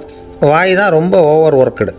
அதுக்கு ஓய்வு கொடுத்தா உடம்பும் நல்லாயிருக்கும், உலகமும் நல்லாயிருக்கும். மௌன விரதம் இருக்கிறதெல்லாம் எதுக்காக நினைக்கிறீங்க? இதுக்காக தான். இந்த காலத்தில் மௌனமாக இருக்கிறவங்கெல்லாம் மகத்தான தொண்டு செய்கிறாங்க அப்படின்னு தான் சொல்லணும். சத்தம் அதிகமாக போய் தான் சவுண்டு பொல்யூஷன் வருது. அது மட்டும் இல்லை, மௌனமாக இருந்தால் சண்டை சச்சரவே வராது. மௌனம் கலக நாஸ்தி. ஆக இதுவும் ஒரு சமூக சேவை தான். நமக்கு தான் வாய் இருக்குதுங்கிறதுக்காக வசமாக சாப்பிட்றதும் தப்பு, வளவளன்னு பேசுகிறதும் தப்பு. ஒரு கருத்தை சொல்கிறதுக்கு ஒரே ஒரு சொல்லு போதும் அப்படின்னு இருக்கும்பொழுது 2 சொற்களை செலவு பண்ணாதே. எவ்வளவு சொன்னாலும் அதனால் ஒரு பயனும் விளையாது அப்படின்னு தெரிய வருமேயானால் அந்த ஒரு சொல்லையும் விரயம் பண்ணாதே அப்படிங்கிறார் ஒரு அறிஞர். எல்லா குணங்கள்லேயும் மௌனம்தான் சிறந்தது அப்படிங்கிறார் ஒருத்தர். மௌனமாக இருக்கிறது மூலமாக மற்றவர்கள் குறைகளை நம்மால் தெரிஞ்சிக்க முடியும். அதே சமயத்தில் நம்மகிட்ட இருக்கிற குறைகளை மற்றவங்களுக்கு தெரியாமல் மறைச்சிக்கவும் முடியுங்கிறார் அவர். உண்மைதானே? ஒரு பெரிய மேடை பேச்சாளர், பொது வாழ்க்கையில் 25 வருஷ காலமாக ஈடுபட்டிருக்கிறவர். அவர் மனைவி ஒரு நாள் சொன்னாங்க, எங்கள் வீட்டுக்காரர் 25 வருஷ காலமாக பொது வாழ்வில் ஈடுபட்டிருந்தா கூட இந்த மாதம் 10ஆம் தேதியிலேருந்து தான் மக்களுக்கு சேவை செய்ய ஆரம்பிச்சிருக்கார் அப்படின்னாங்க ரொம்ப பெருமையாக. 10ஆம் தேதிக்கு அப்படி என்ன விசேஷம் அப்படின்னு கேட்டோம். அன்னையிலேருந்து தான் அவர் மேடையில் பேசுகிறத நிறுத்தினார் அப்படின்னாங்க அந்த அம்மா. ஒரு நண்பர் அவசரமாக என்கிட்ட ஓடி வந்தார். அப்புறம் சொன்னார், என்னால் நம்பவே முடியல சார், என் பையனை அப்படி அப்படின்னு சொல்லி ஆச்சரியப்பட்டார். உங்கள் பையன் அப்படி என்ன தான் செஞ்சுட்டான் அப்படின்னு கேட்டேன். என்னால் முடியாத ஒரு காரியத்தை அவன் செஞ்சுட்டான் சார் அப்படின்னார். அது என்னன்னு தான் சொல்லுங்களேன். என்ன 5ஆவது வகுப்பில் அவன் ஒரே தடவையில் தேறிட்டான் சார், அதாவது ஒரே அட்டம்ப்டில் பாஸ் ஆகிருக்கான் அப்படின்னார் மூச்சு வாங்க. கஷ்டப்பட்டு பரீட்சை எழுதுனது அவன், இவருக்கு ஏன் மூச்சு வாங்குது? நம்மால் செய்ய முடியாத ஒரு காரியத்தை இன்னொருத்தர் செய்யும் பொழுது அது நமக்கு ஆச்சரியமாக இருக்குது. சர்க்கஸ் பார்க்குறோம், ஒருத்தர் அந்த இடத்துல தொங்குறார், அது நமக்கு ஆச்சரியம். ஏன்னா அது நம்மால் முடியாத காரியம். நம்மால் முடியாத ஒன்றை அடுத்தவர் எளிதாக செய்யும் பொழுது நாம் மருள்வது இயற்கை. இதை தான் தொல்காப்பியம் மருட்கை அப்படின்னு சொல்லுது. இந்த வியப்பு இருக்குதே, இது 4 வகையில் ஏற்படுறதாக தொல்காப்பியம் சொல்லுது. அது என்ன 4 வகை? முதல் வகை எப்படின்னா புதுமையான அரிய செயல்களை செய்கிறது. ரெண்டாவது வகை என்னென்னா பெரும் செயல்களை செய்கிறது. மூணாவது வகை என்னென்னா மிக நுட்பமான செயல்களை செய்கிறது. நாலாவது வகை என்னென்னா ஆக்கம் தரும் செயல்களை செய்கிறது. புதுமை, பெருமை, சிறுமை, ஆக்கமோடு மதினம் சாலா மருட்கை நான்கே அப்படிங்கிறது தொல்காப்பியம். இன்றைக்கி விஞ்ஞானம் புதுசு புதுசாக எதையோ கண்டுபிடிக்குது. ஆரம்பத்தில் அது ஆச்சரியமாக இருக்குது, அப்புறம் அது நமக்கு பழகி போடுது. வானொலி பெட்டி புதுசாக வந்தப்போ ஒரு பெட்டி பேசுதுங்கிறது எவ்வளோ பெரிய ஆச்சரியம். இப்போ யாரும் அதை ஆச்சரியமாக பார்க்குறதில்ல. மதினம் சாலா மருட்கை அப்படின்னு ஒரு சொற்றொடர் வருது பாருங்கள். அதில் கருத்தாழம் உண்டு. எதை பற்றியும் போதுமான அளவு புரிந்து கொள்ளாத போது ஒருத்தர் ஆச்சரியப்படுறார். புரிந்து கொண்ட பிறகு ஆச்சரியம் மறைஞ்சு போடுது. மிக நுட்பமான செயல்களும் நம்ம ஆச்சரியப்பட வைக்கும். ஒரு அரிசியில் ஒரு திருக்குறளை எழுதி காட்டுறாங்க, ஒரு முட்டை ஓட்டுக்குள்ளே ஓவியம் தீட்டி காட்டுறாங்க. கருங்கல் சிற்பங்களில் எவ்வளோ நுட்பமான வேலைப்பாடுகளை எல்லாம் பார்த்து ஆச்சரியப்படுறோம். இது மாதிரி ஆக்கப்பூர்வமான அரிய செயல்களை செய்கிறது கூட வியப்பை உண்டு பண்ணும். குப்பை கூலங்களை கூட வாழ்க்கைக்கு பயன்படுகிற பொருளாக மாற்றுகிறவர்கள் இருக்காங்க. அவர்களுடைய செயல் வியப்பு அளிக்குது. இடைக்காட்டு சித்தர் பாடின மூவடி 30ங்கிற நூலில் வர்ற ஒரு பாடல், ஆற்றல் பிறர் அறிதலின் அகம் கிளர்வு உறுதலின் கற்று அறி பாணர் கெழுமிய கோடலின் தோற்றம் உருகவே போற்றல் சால் வியப்பே. ஒருத்தருடைய ஆற்றல் தெரியாமல் இருந்தது, அவருடைய அரிய செயலை பார்க்கும் பொழுது வியப்பாக இருந்தது, மனசுக்குள்ள கிளர்ச்சி. பாவலர்கள் இவர்களுடைய புகழை பாடி மற்றவர்களும் தெரிந்து கொள்ளுமாறு செய்கிறார்கள். அப்படிங்கிறது தான் ஒரு யதார்த்தமான உண்மை. ஆக எல்லா வகையிலும் மக்கள் தங்களுடைய வாழ்க்கையில் முன்னேறுவதற்கான வழிகாட்டுகிற ஒரு மெய்ப்பாடு தான் வியப்புங்கிறது. இந்த காலத்தில் நம்ம எப்படியெல்லாம் ஆச்சரியப்பட வைக்கிறாங்க. ஒரு ஆளை பிடிச்சி ஜெயிலில் கொண்டு வந்தாங்க. ஜெயில் அதிகாரி அவனை ரொம்ப ஆச்சரியமாக பார்த்தாரான். இவன் கேட்டான், ஏன் சார் அப்படி பார்க்குறீங்க, நான் இப்போ இங்கே வர்றது உங்களுக்கு ஆச்சரியமாக இருக்குதா அப்படின்னு கேட்டிருக்கான். இதுக்கு ஜெயில் அதிகாரி சொல்லியிருக்கார், நீ இப்போ இங்கே வந்ததில் எனக்கு ஒன்றும் ஆச்சரியம் இல்லைப்பா, ஏற்கனவே நீ இங்கேருந்து விடுதலையாகி போய் 6 மாதம் ஆச்சு, இவ்வளவு லேட்டாக வர்றியே அதுதான் எனக்கு ஆச்சரியமாக இருக்குது அப்படின்னாராம். ஒருத்தர் ஒரு தவறு செஞ்சு விடுறாருன்னு வச்சுக்கோங்க, உடனே நீ செஞ்சது தவறு அப்படின்னு சொல்கிறது ஒரு வகை. அதுக்கு பதிலாக எது சரின்னு அவர் புரிந்து கொள்ள உதவி செய்கிறது இன்னொரு வகை. இந்த ரெண்டாவது வகை இருக்குது பாருங்கள், நிர்வாக இயலில் இது ரொம்ப முக்கியம். அலுவலகத்தில் வேலை பார்க்குற ஒருத்தர் முக்கியமாக தெரிஞ்சுக்க வேண்டியது என்ன தெரியுமா? சக ஊழியர்கள்கிட்ட எப்படி பழகணும், மேலதிகாரிகள்கிட்ட எப்படி பழகணும், தனக்கு கீழே வேலை செய்கிறவங்கக்கிட்ட எப்படி பழகணும், வாடிக்கையாளர்கள்கிட்ட எப்படி பழகணும், இவங்க எல்லார்கிட்டையும் செம்மையான உறவை ஏற்படுத்திக்கிறது எப்படி, இதையெல்லாம் சொல்லிக் கொடுக்குற பாடம் தான் இன்டர் பர்சனல் ஸ்கில், திறமையான உறவு அப்படிங்கிறது. எந்த வேலையில் இருந்தாலும் சரி, இந்த உறவுகளை வளர்க்கும் திறன் உள்ளவங்க சீக்கிரம் முன்னுக்கு வந்துடுறாங்க. மற்றவங்க கிட்ட உறவை பலப்படுத்திக்கிறது எப்படி அப்படின்னு தெரிஞ்சுக்கிட்டோம்னா எந்த ஒரு தடையையும் சுலபமாக தாண்டி செய்கிற தொழிலில் முன்னுக்கு வந்துடலாம். ஹார்வர்டு பல்கலைக்கழகத்தில் ஒரு கணக்கெடுப்பு பண்ணி பார்த்தாங்களாம். பார்க்குற வேலையில் எது மாதிரி குணாதிசயம் உள்ளவங்க வேகமாக முன்னுக்கு வர்றாங்க அப்படின்னு தெரிஞ்சுக்கிறதுக்காக இந்த கணக்கெடுப்பு. வெவ்வேறு துறையில் வேகமாக முன்னுக்கு வந்திருக்கிற பல பேரை சந்தித்து இந்த சர்வேயை நடத்தியிருக்கிறாங்க. அவங்க கண்டுபிடிச்சி சொல்லியிருக்கிற உண்மை என்ன தெரியுமா? ஒருத்தர் ஒரு வேலையில் இருந்தால் அது சம்பந்தப்பட்ட சப்ஜெக்ட் பற்றிய அறிவு 35% இருந்தால் போதுமா. ஆனால் உறவுகளை வளர்க்கக்கூடிய திறன், இன்டர் பர்சனல் ஸ்கில்லு 65% வேணும். இப்படி உள்ளவங்க சீக்கிரம் முன்னுக்கு வந்துடுறாங்களாம். அதனால் ஒருத்தருக்கு வேலை சரியாக புரியலைன்னா கூட விவரமாக மற்றவங்கக்கிட்ட பழகிறது எப்படின்னு புரிஞ்சால் போதும், அவர் முன்னுக்கு வந்துடலாம். அலுவலகங்களில் மட்டும் இல்லை, எல்லா இடங்கள்லேயும் இது ரொம்ப முக்கியம். வீட்டுக்குள்ளேயும் இது ரொம்ப முக்கியம், வீட்டுக்கு வெளியேயும் இது முக்கியம். அடுத்தவங்கக்கிட்ட பழகிறது எப்படிங்கிறத தெரிஞ்சிக்காதவன் வாழ்க்கையில் முன்னேற முடியாது. இன்றைக்கி ஆயுதங்களால் காயப்படுத்தி கொள்ளுகிறவர்களை விட வார்த்தைகளால் காயப்படுத்தி கொள்ளுகிறவர்கள் தான் அதிகம். பெரியவங்க என்ன சொல்கிறாங்க தெரியுமா? நீங்கள் இந்த பூமியில் பிறந்ததன் அர்த்தம் பூர்த்தி ஆகணும்னா அடுத்தவங்களுக்கு உதவி பண்ணுங்க.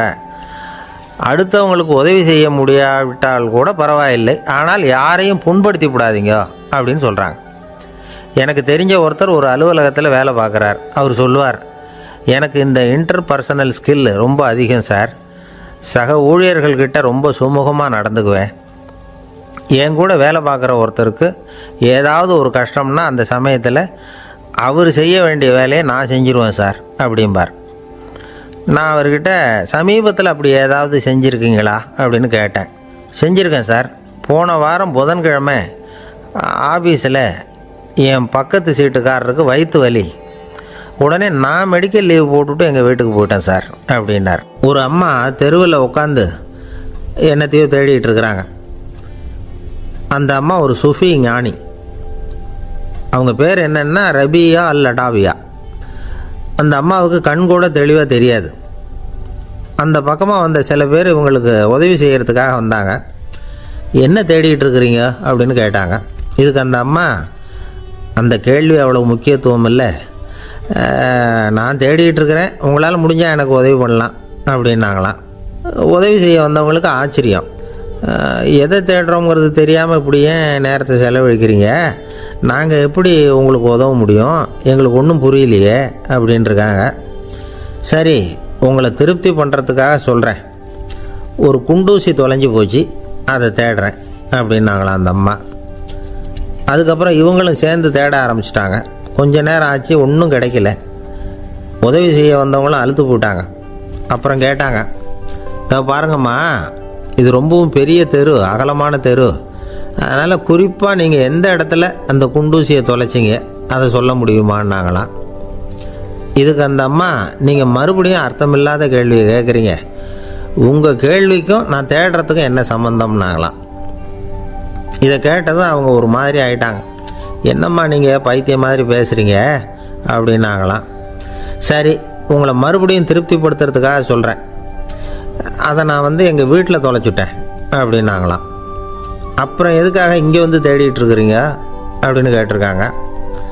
ஏன்னா இங்கே தான் வெளிச்சம் அதிகமாக இருக்குது, அங்கே வீட்டுக்குள்ளே இருட்டாக இருக்குது, அதனால் இங்கே வந்து தேடுறேன், வெளிச்சம் உள்ள இடத்துல தானே தேட முடியும் அப்படின்னாங்களாம் அந்த ஞானி. இந்த கதைக்கு என்ன அர்த்தங்கிறத பெரியவங்க சொல்கிறாங்க. அதாவது இந்த தேடுதல்ங்கிறது ஒரு வியாதி. அது நம்ம சதா அலைய வைக்கும், பைத்தியமாக மாற்றுறதுக்கு முயற்சி பண்ணோம். ஒரு காலம் அது நிறைவு அடையவே அடையாது. வாழ்வுங்கிறது ஒரு புரிந்து கொள்ள முடியாத சதா ஏங்கி கொண்டிருக்கிற ஒரு செயல். அதுக்கு ஆரம்பமும் இல்லை, முடிவும் கிடையாது. எதையோ தேடணும் அப்படிங்கிற உந்துதல் நமக்குள்ளே இருக்கும், ஆனால் குறிப்பாக எதை தேடிட்டு இருக்கிறோம் அப்படிங்கிறது புரியாது. அப்படி ஏதாவது ஒன்றை தேடி அடைஞ்சிடுறோம்னு வச்சுக்கோங்க, உடனே ஒரு அதிருப்தி வந்துடும். அதனால் வாழ்க்கைங்கிறது சலிப்பு நிறைந்தது அப்படிங்கிற எண்ணத்தை உண்டாக்கிக்கிறோம். ஒன்று அடைஞ்சதுக்கு அப்புறம் இன்னொன்று தேட ஆரம்பிச்சிருவோம். ஆக இந்த தேடல்ங்கிறது நாம் ஒன்று அடைஞ்சாலும் அடையாவிட்டாலும் தொடர்ந்து நடந்துக்கிட்டு தான் இருக்கும். இதுக்கு முடிவே கிடையாது.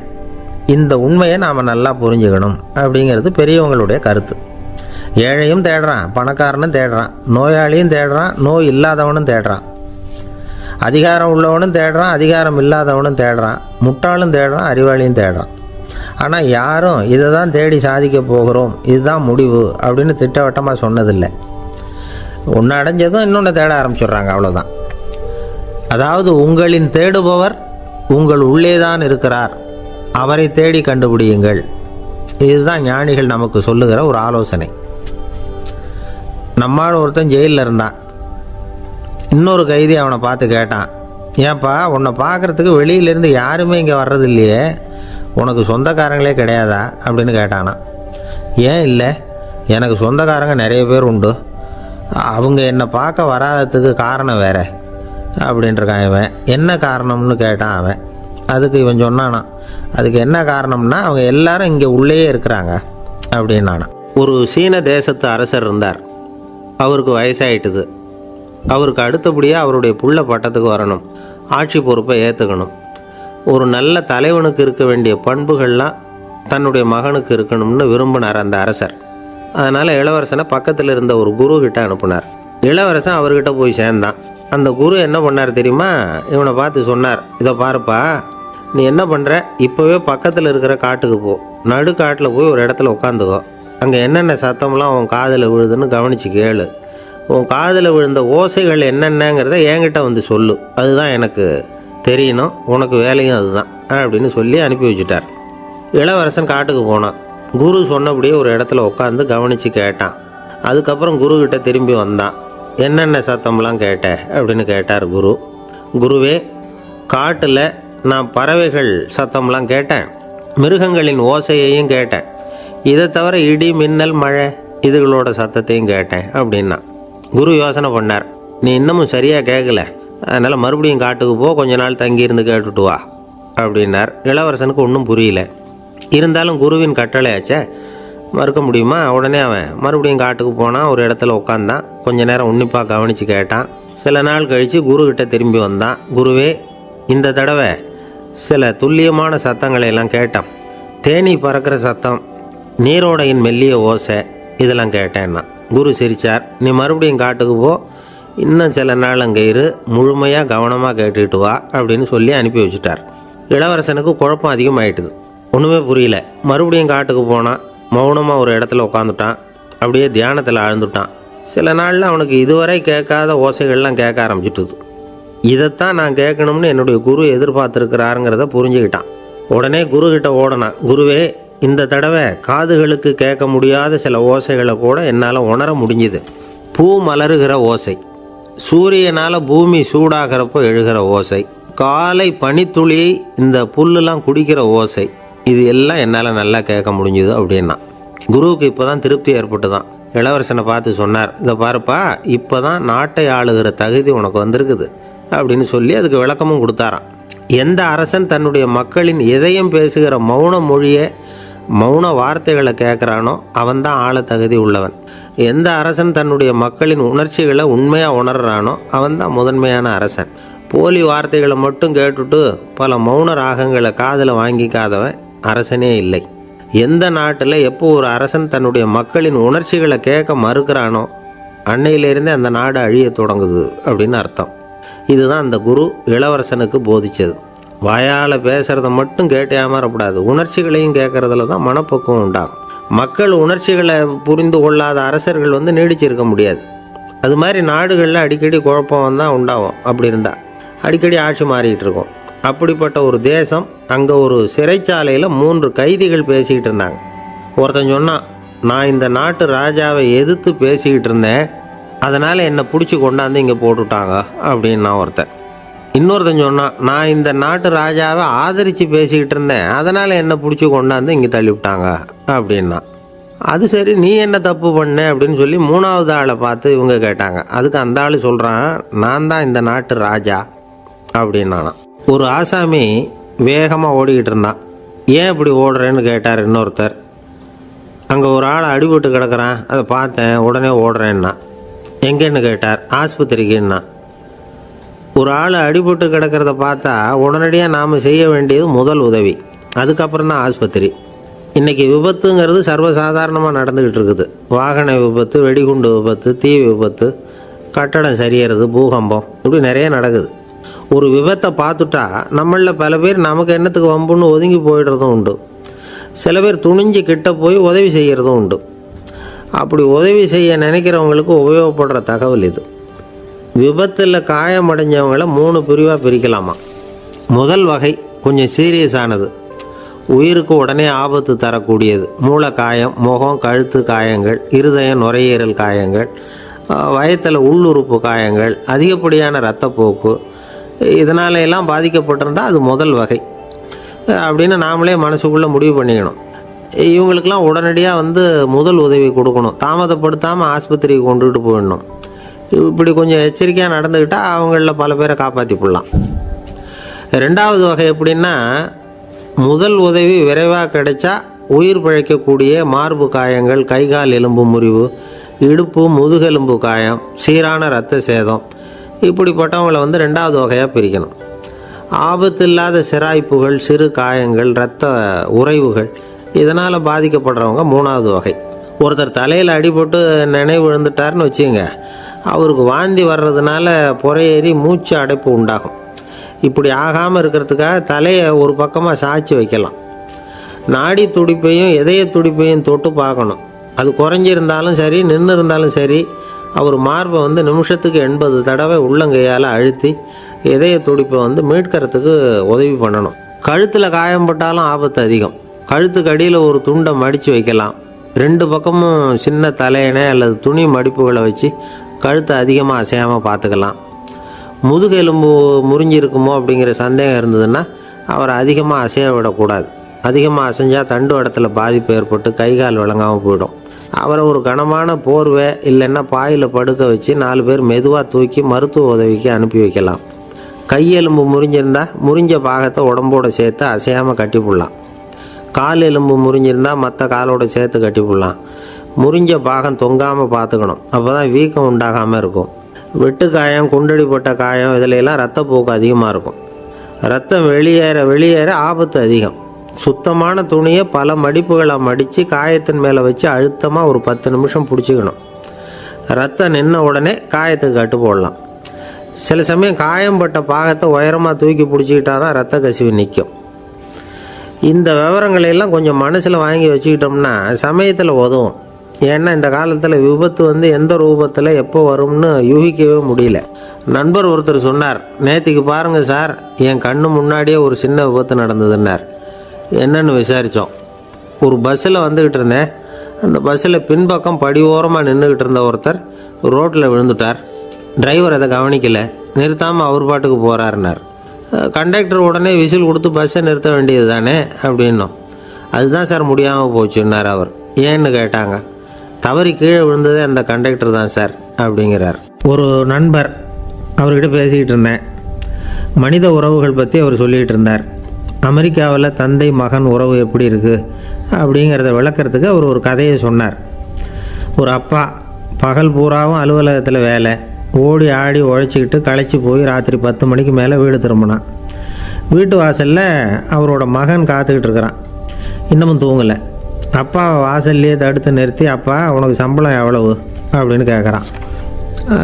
ஏற்கனவே ஆஃபீஸ் பிரச்சனைகளால் அழுத்து போய் திரும்புகிற அப்பாவுக்கு கோவம் வந்துடுது. என்னடா இப்படிலாம் கேளுன்னு உங்கள் அம்மா உனக்கு சொல்லி கொடுத்தாளா அப்படின்னு சொல்லிவிட்டு உள்ளே போய் சட்டையை கட்டி மாட்டி விட்டு குளிச்சு விட்டு மறுபடியும் வெளியில் வந்து உடையை மாற்றுகிற சமயம் அப்போ மறுபடியும் மகன் உள்ளே வந்து நிற்கிறான் அவர் முன்னாடியே. அப்பா உனக்கு எவ்வளவு சம்பளங்கிறான் மறுபடியும். அப்பாவுக்கு எரிச்சல் அதிகமாகிட்டுது. மணிக்கு $20 போதுமா அப்படின்னார். அப்படின்னா எனக்கு ஒரு $10 தர முடியுமான்னா மகன். இதுக்கு தான் என் சம்பளம் எவ்வளவுன்னு கேட்டியா? 2ஆம் வகுப்பு படிக்கிற உனக்கு எதுக்குடா $10 அப்படின்னு கத்திவிட்டு தொலைக்காட்சி பெட்டியின் முன்னாடி போய் உட்காந்துக்கிட்டு ஏதோ நிகழ்ச்சியை பார்க்க ஆரம்பிச்சிட்டார். கொஞ்ச நேரம் கழித்து மறுபடியும் மகன் வந்து நிற்கிறான். அப்பா ப்ளீஸ் எனக்கு ஒரு $10 கொடுக்க முடியுமா? மகனுடைய கண்களில் கண்ணீர். என்னடா அவன் கண்ணீரை காட்டி காரியம் சாதிக்கலாம்னு பார்க்குறியா? ஒரு காசு கூட கொடுக்க மாட்டான் போ அப்படின்னு விரட்டி விட்டான். மகன் கண்ணீரை தொடச்சிக்கிட்டே கண்ணை தொடச்சிக்கிட்டு பேசாமல் போய் படுத்துக்கிட்டானா. கொஞ்ச நேரம் ஆச்சு. அப்பாவோட கோபம் கொஞ்சம் கொஞ்சமாக குறைஞ்சிது. பிள்ளைகிட்ட கோபமாக கத்துனது தப்பு தாங்கிறது புரிஞ்சுது அவனுக்கு. எழுந்திரிச்சு போனான், படுக்கை இறக்கி போனான். மகனை பார்த்தான். அவன் தலையணையை கட்டி பிடிச்சிக்கிட்டு அழுதுகிட்டு இருக்கிறான். அவனை மெல்ல நெருங்கி அவங்ககிட்ட எதமாக பேசுகிறதுக்கு ஆரம்பித்தானான். எதுக்குடா உனக்கு $10 பள்ளிக்கூடத்தில் கேட்டாங்களா அப்படின்னு கேட்டானான். மகன் சொல்லியிருக்கான், இல்லை டாடி, உனக்கு 1 மணி நேரம் சம்பளம் $20ன்னு சொன்னேன். நீ ஏற்கனவே எனக்கு கொடுத்த பாக்கெட் மணி $10 என்கிட்ட இருக்குது. இப்போ நீ இன்னொரு $10 கொடுத்தீங்கன்னா அதையும் சேர்த்து $20 ஆகிடும். அந்த $20 நான் உனக்கு கொடுத்துருவேன். அப்படி கொடுத்தா நீ என் கூட 1 மணி நேரம் செலவழிப்ப இல்லையா? அதுக்காக தான் $10 கேட்டேன் அப்படின்னு சொன்னானான். அந்த அப்பா கண்ணு கலங்கி போச்சான். ஆதரவோடு தன்னுடைய மகனை கட்டி பிடிச்சி அழ ஆரம்பிச்சிட்டாராம். இதுதான் நண்பர் சொன்ன கதை. அமெரிக்கா மட்டும் இல்லை, உலகம் பூராவும் இன்றைக்கி மனித உறவுகள் இப்படி தான் மாறிக்கிட்டு இருக்கு. பெரியவர்கள் அறிவுரை என்ன தெரியுமா? உங்கள் குழந்தைகளிடமிருந்து குழந்தை பருவத்தை பிரித்து விடாதீர்கள் அப்படிங்கிறது தான். அதாவது இன்றைய குழந்தைகள் தங்கள் பிருந்தாவனத்தை இழந்து விடுகிறார்கள் அப்படிங்கிறது அவங்களுடைய கருத்து. இந்த நிலைக்கு நாம் காரணமாக இருந்துடக்கூடாது. குழந்தைகளோட விளையாடுவோம், குடும்பத்தோடு உறவாடுவோம் அப்படிங்கிறது தான் நம்முடைய நோக்கமாக இருக்கணும். இன்றைய உறவு முறைக்கு இன்னொரு உதாரணம் சொல்லுவாங்க. ஒருத்தர் வந்தாராம். அவர் பக்கத்தில் ஒரு சின்ன பையன். நாம் அவரை விசாரிக்கிறோம், யார் இந்த பையன் அப்படின்னா அவர் சொல்கிறார், இவன் எனக்கு தூரத்து உறவு அப்படின்னாராம். இந்த தூரத்து உறவுன்னா எப்படின்னு இருக்கான். இதுக்கு அவன் சொல்லியிருக்கிறான், இவன் எங்கள் அப்பாவுக்கு 8வது புள்ள அப்படின்னு. நானும் ஒரு ஊரில் ஒரு பெரிய ஞானி இருந்தார். அவர் படுக்கையில் இருந்தார். இன்னும் கொஞ்ச நேரம்தான் அவர் இந்த உலகத்தில் இருக்க போகிறார். அவரை சுற்றி ஏகப்பட்ட கூட்டம். ஏற்கனவே அவருடைய உபதேசங்களை கேட்டவங்க பல பேர் வந்து அவரை சுற்றி நிற்கிறாங்க.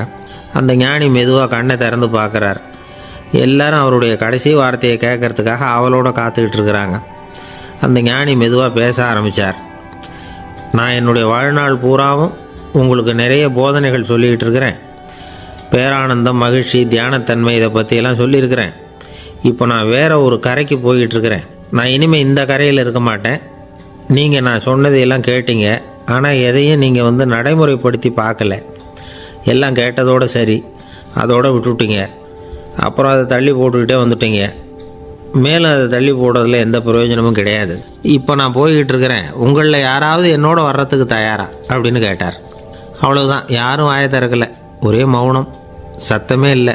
ஒருத்தர் பார்த்துக்கிட்டே நிற்கிறாங்க. அந்த கூட்டத்தில் ஒரு ஆள் அந்த ஞானி கூடவே 40 வருஷத்துக்கு மேலே இருந்திருக்கிறான். அவனும் வாயை திறக்காமல் இன்னொருத்தன் முகத்தை பார்த்துக்கிட்டே நிற்கிறான். இந்த சமயத்தில் பின்னாடி நின்றுக்கிட்டு இருந்த ஒருத்தன் கையை தூக்கினான். ஞானி அவனை பார்த்தார்.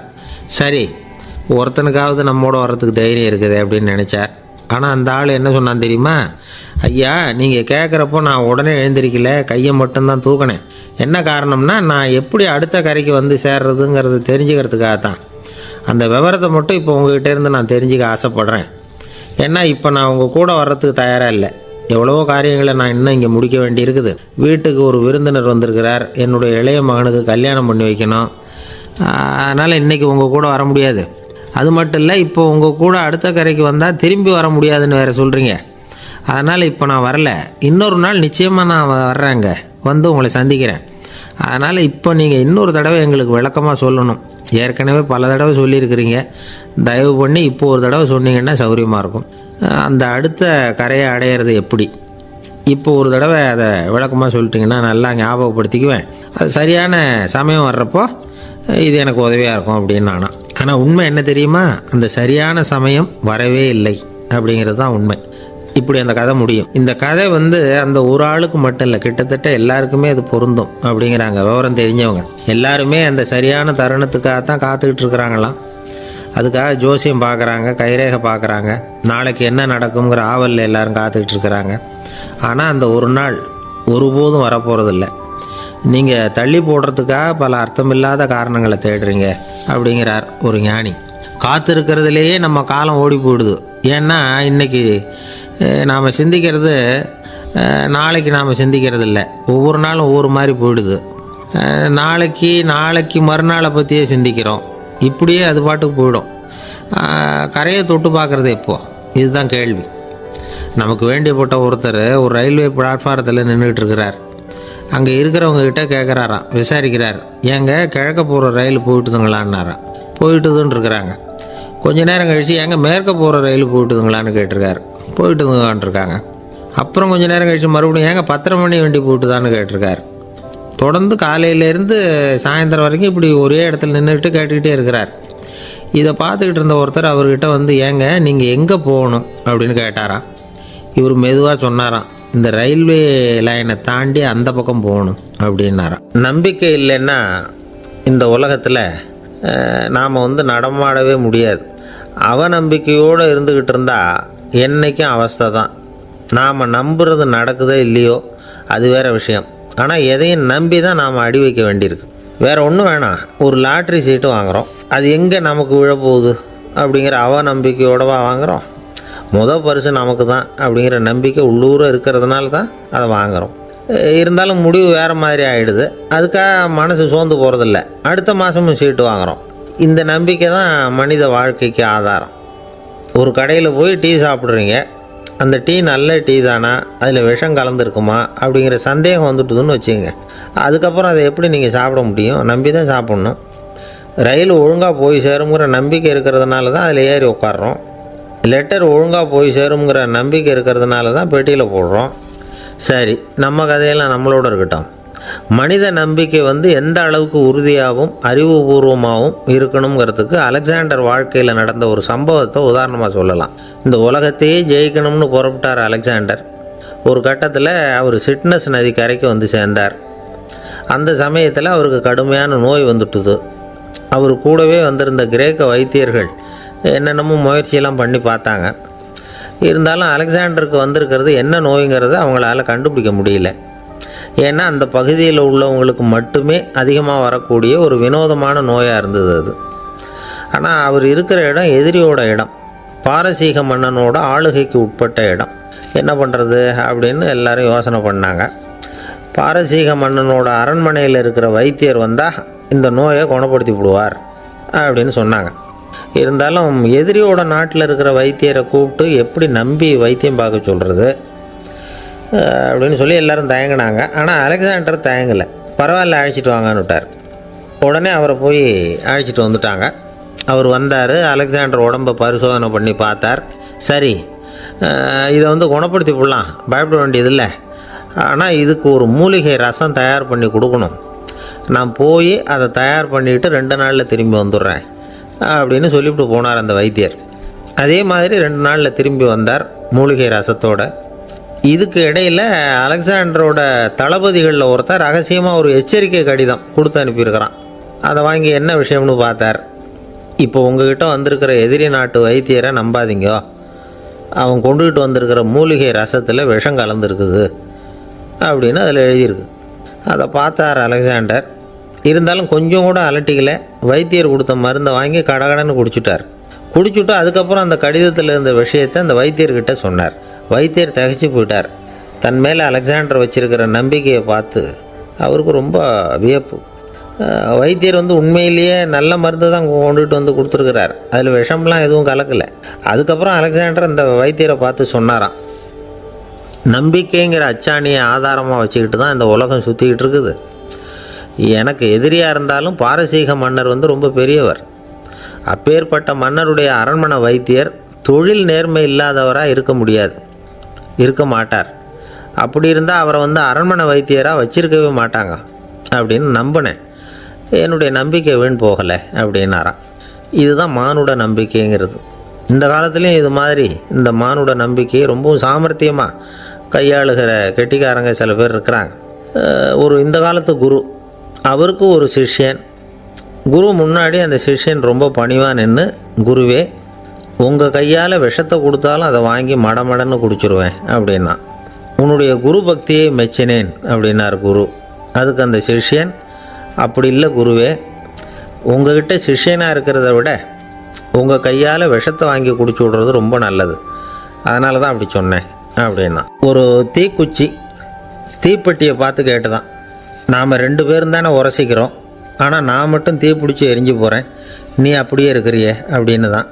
அதுக்கு தீப்பெட்டி சொல்லியிருக்குது, உனக்கு தலையில் கணம் இருக்குது அதனால் அழிஞ்சு போகிற அப்படின்னு தான். எப்படி இருக்கு பாருங்கள் இந்த பதில். தலையில் கணம் உள்ளவங்க யாருமே சரியாக இருக்க முடியாது. எவ்வளவு பெரியவங்களாக இருந்தாலும் சரி, ரொம்ப கஷ்டம்தான் அது. கர்வங்கிறது கூடவே கூடாது. இதை விளக்கிறதுக்கு மகான் ஒருத்தர் ஒரு சம்பவத்தை சொல்கிறார். அர்ஜுனன் தீர்த்த யாத்திரை பண்ணானா. அப்போது தென்னிந்தியாவுக்கு வந்திருக்கிறான். ராமேஸ்வரத்துக்கு போனப்போ அங்கே இலங்கைக்கு கல்லுலாம் அடுக்கி போடப்பட்டிருந்த பாலத்தை பார்த்தானா. ஒரு சின்ன குரங்கு அதுக்கு பக்கத்தில் விளையாடிக்கிட்டு இருந்திருக்கு. அதை பார்த்துட்டு அர்ஜுனன் சிரிச்சிருக்கான். ஏன் சிரிக்கிறேன்னு கேட்டிருக்கு அந்த குரங்கு. ராமன் மிகச்சிறந்த வில் வீரன். அப்படி இருக்கிறப்போ அவன் இலங்கைக்கு அம்புகளாலேயே ஒரு பாலம் கட்டியிருக்கலாம். அதை விட்டுட்டு போயும் உன்ன மாதிரி குரங்குகளை துணையாக வச்சுக்கிட்டு இப்படி ஒரு கருங்கல் பாலத்தை கட்டியிருக்கிறானே அப்படின்னு நானா. அம்புகளால் பாலம் கட்ட முடியுமா அப்படின்னு கேட்டு தான் குரங்கு. ஏன் முடியாது, என்னால் முடியுமேன்றிருக்கான் அர்ஜுனன்.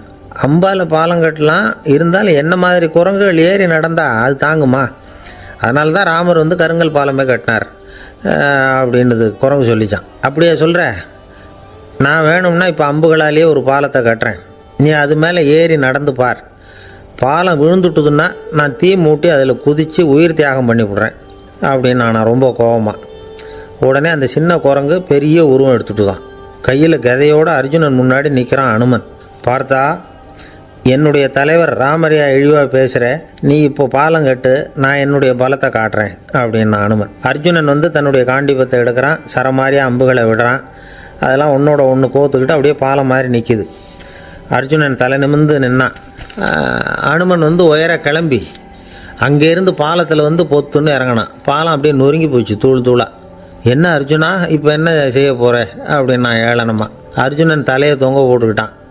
சொன்னபடி தீ மூட்டி அதில் குதிக்கிறதுக்காக 3 தடவை சுற்றி வந்தான். அப்போது கிருஷ்ணர் அங்கே வந்தார். என்ன அர்ஜுனா, என்ன நடக்குது, என்ன இது அப்படின்னு ஒன்றும் தெரியாத மாதிரி கேட்டார். அர்ஜுனன் வாயை திறக்கிறதுக்கு முன்னாடி அனுமன் வாயை திறந்தான், நடந்ததை சொன்னான். அர்ஜுனன் சவால் விட்டபடி உயிர் திறந்தே ஆகணும்னா அனுமன். கிருஷ்ணர் யோசனை பண்ணார். நல்லது, இந்த சவால் விட்டதுக்கும் நடந்ததுக்கும் யார் சாட்சி?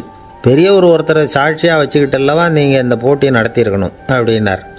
அதனால் என்ன, இப்போ மறுபடியும் அந்த போட்டியை நடத்திவிட்டா போச்சு, என்னால் அந்த அம்பு பாலத்தை நொறுக்க முடியாதா அப்படின்னா அனுமன். சரி, இப்போ மறுபடியும் அது நடக்கட்டும்னார் கிருஷ்ணர். அர்ஜுனன் அம்பு பாலம் அமைச்சான். அனுமன் ஏறி குதிச்சான்.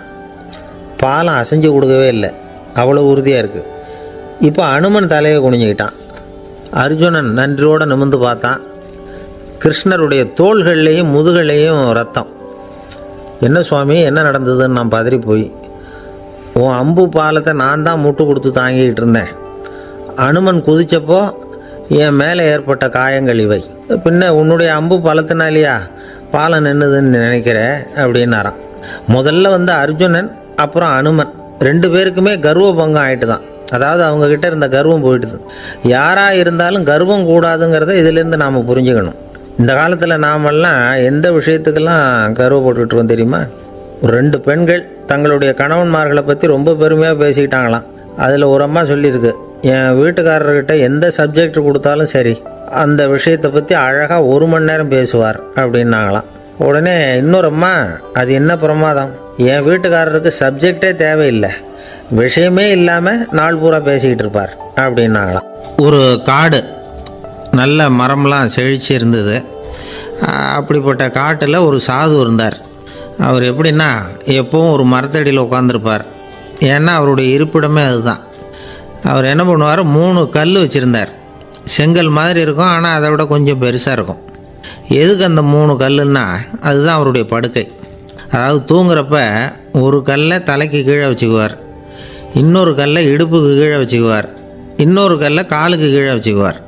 உடம்பை வந்து அப்படியே ஒரு தகட்டால் மூடிக்குவார், அப்படியே தூங்கி போடுவார்.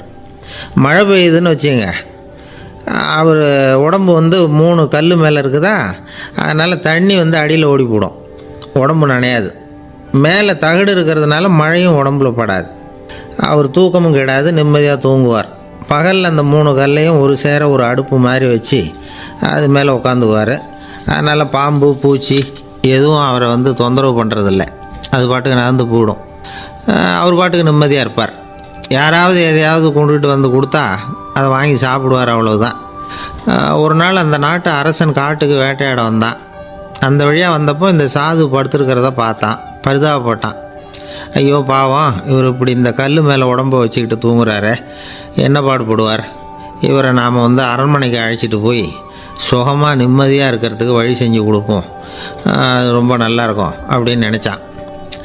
அப்படி நினச்சிக்கிட்டே அரண்மனைக்கு வந்துட்டான். அதுக்கப்புறம் ஒரு பல்லக்கையும் 2 சேவகர்களையும் காட்டுக்கு அனுப்பி அந்த சாதுவை மெதுவாக இங்கே அழைச்சிட்டு வந்துடுங்க அப்படின்னு சொல்லி அனுப்பி வச்சான். இவங்க போய் அவர்கிட்ட விவரத்தை சொன்னாங்க.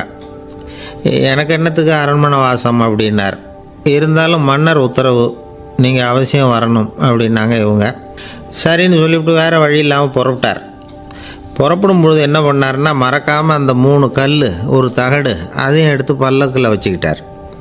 என்னத்துக்கு இதையெல்லாம் எடுத்து வைக்கிறாரு அப்படின்னு சொல்லி அவங்க யோசனை பண்ணாங்க. இருந்தாலும் அதை பற்றி ஒன்றும் கேட்கல. பேசாமல் அவரை அழைச்சிட்டு போய் அரண்மனையில் விட்டுட்டாங்க. அரசன் ஓடி வந்தான், வரவேற்றான், அறுசுவை உணவு படைத்தான். அவர் படுக்கிறதுக்கு தங்க கட்டில், பட்டு மெத்தை, இப்படி எல்லாம் ஏற்பாடு பண்ணி வச்சான். இங்கே படுத்து ஓய்வு எடுத்துக்குங்க அப்படின்னு சொல்லிவிட்டு அவன் பாட்டு போயிட்டான். மறுநாள் காலையில் வந்து பார்க்குறான், சாது படுத்துருக்கிறார். எப்படி தெரியுமா, அந்த பட்டு மெத்தை மேலே 3 கல்லையும் வச்சு வழக்கம் போலவே அது மேலே படுத்துருக்கிறார். அதுக்கு மேலே தகடு. அரசன் பார்த்துட்டு அதிர்ச்சி ஆகிட்டான். என்ன சுவாமி இப்படி அப்படின்னா, சாது சொன்னார், எனக்கு வந்து தேவையும் இல்லை குறையும் இல்லை, எல்லா இடத்துலையும் எனக்கு ஒரே மகிழ்ச்சி தான் அப்படின்னார். மகிழ்ச்சிங்கிறது தங்க கட்டிலேயோ பட்டு மெத்தையிலேயோ இல்லை, அது வந்து மனசில் இருக்கிற ஒரு விஷயம். உண்மையான மகிழ்ச்சிக்கு வழி வந்து மனப்பக்குவம் அப்படிங்கிறது அந்த அரசனுக்கு புரிஞ்சுதான். இந்த காலத்தில் ஒரு சாமியார் அவரை தேடி ஒரு சீடன் வந்தான். என்னாச்சு தெரியுமா? சுவாமி, எனக்கு நிம்மதி வேணும், அதுக்கு என்ன வழின்னு கேட்டான். சாமியார் நிமிர்ந்து பார்த்தார். அப்புறம் சொன்னார், நீ ஏகப்பட்ட பேர்கிட்ட கடன் வாங்கியிருக்கிற, அதையெல்லாம் திருப்பி கொடுத்தா தான் உனக்கு நிம்மதி கிடைக்கும்னார். இவனுக்கு ஆச்சரியம். அது எப்படி சாமி, அவ்வளவு கரெக்டாக நான் கடன் வாங்கினதை கண்டுபிடிச்சிங்க அப்படின்னா. உனக்கு கடன் கொடுத்து சாமியாராக போனதே நான் தான்ப்பா, அதனால தான் இந்த கதிக்கு வந்தேன். என்கிட்டயே வந்து நிம்மதிக்கு வழி கேட்குறிய, அதுதான்டா வேதனை அப்படின்னாராம் அவர். ஒரு குரு, இளம் சீடர்கள் எதிரில் உட்காந்துருக்கிறாங்க. குரு பாடம் நடத்திக்கிட்டு இருக்கிறார்.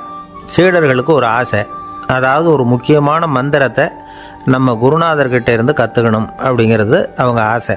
அது என்ன மந்திரம்னா, இறந்தவரை உயிர்ப்பிக்கக்கூடிய புனித மந்திரம், அதாவது செத்தவங்களுக்கு மீண்டும் உயிர் உண்டாக்குகிற மந்திரம். குருவே, தயவு பண்ணி அந்த மந்திரத்தை எங்களுக்கு உபதேசிக்கணும் அப்படின்னு கேட்டாங்க. அது ரொம்ப ஆபத்தானது, அது என்னத்துக்கு உங்களுக்கு வேண்டாமேன்னாராம் குரு. எங்களுடைய நம்பிக்கை வந்து உறுதிப்படுறதுக்காகத்தான் கேட்குறோம், வேற ஒன்றும் இல்லை அப்படின்னாங்களாம் சீடர்கள். பக்குவப்படாத அறிவுங்கிறது ரொம்ப ஆபத்தானது அப்படின்னாராம் குரு. இது சீடர்களுக்கு புரியல.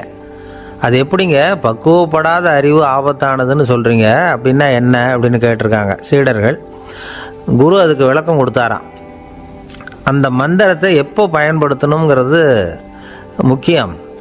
அதை அறியக்கூடிய ஞானம் ஏற்படுகிற வரைக்கும் அதை தெரிஞ்சுக்காமல் இருக்கிறது தான் நல்லது, இல்லைன்னா ஆபத்துன்னாராம். ஆனால் அந்த சீடர்கள் அதை கேட்குற மாதிரி இல்லை, ரொம்ப பிடிவாதம் பண்ண ஆரம்பிச்சிட்டாங்க. சரி வாங்க சொல்கிறேன்னார் குரு. எல்லோரும் வந்தாங்க. அந்த புனித மந்திரத்தை அவங்களுக்கு ரகசியமாக உபதேசம் பண்ணார். உபதேசம் பண்ணிவிட்டு அவங்களுக்கு எச்சரிக்கையும் கொடுத்தார். இந்த மந்திரத்தை நல்லா ஆராய்ச்சி பார்த்ததுக்கு அப்புறம் தான் உச்சரிக்கணும், அவசரப்பட்டு எதுவும் செஞ்சிடக்கூடாது அப்படின்னு ஒரு தடவைக்கு பல தடவை எச்சரிக்கை கொடுத்தார். சரின்னு சொல்லிவிட்டு அவங்கெல்லாம் மந்திரத்தை கற்றுக்கிட்டு எழுந்திரிச்சு போயிட்டாங்க. ஒரு நாள் அந்த சீடர்கள் எல்லாம் மணற்பாங்கான இடத்துல அப்படியே நடந்து போயிட்டுருக்கிறாங்க. ஒரு பாலைவன பகுதி மாதிரி ஒரு இடம். அங்கே ஒரு இடத்துல எலும்புகள் குவியலாக கிடந்தது. உடனே இந்த சீடர்கள் முன்ன பின்ன யோசிக்காமல், தியானமும் பண்ணாமல், அந்த மந்திரத்தோட பயனை வந்து சோதித்து பார்க்கணும் அப்படின்னு நினச்சிக்கிட்டு அந்த மந்திரத்தை உச்சரிக்க ஆரம்பிச்சிட்டாங்க. அவ்வளோதான். உடனே என்னாச்சு தெரியுமா? அந்த எலும்புகள் எல்லாம் ஓநாய்களாக மாறி அவங்கள துரத்த ஆரம்பிச்சிட்டுது. சீடர்கள் எல்லாம் தலைதெறிக்க ஓட ஆரம்பிச்சிட்டாங்க. ஓநாய்களும் விடலை, அவங்கள துரத்தி பிடிச்சி கடித்து கொதற ஆரம்பிச்சிட்டுது. அப்போ தான் அந்த சீடர்களுக்கு குரு சொன்ன அறிவுரையோட அர்த்தம் புரிஞ்சுது. பக்குவப்படாத அறிவு ஆபத்தானது அப்படிங்கிறது. அதனால் இதிலேருந்து நாம் தெரிஞ்சுக்க வேண்டியது என்னென்னா, நாம் நம்ம அறிவை வளர்த்துக்கிட்டால் மட்டும் போதாது, அந்த அறிவை எப்போ எப்படி பயன்படுத்தணும் அப்படிங்கிற பக்குவமும் நமக்கு வரணும். அப்போ தான் வாழ்க்கை நல்லபடியாக அமையும், இல்லைன்னா இடைஞ்சல் தான்.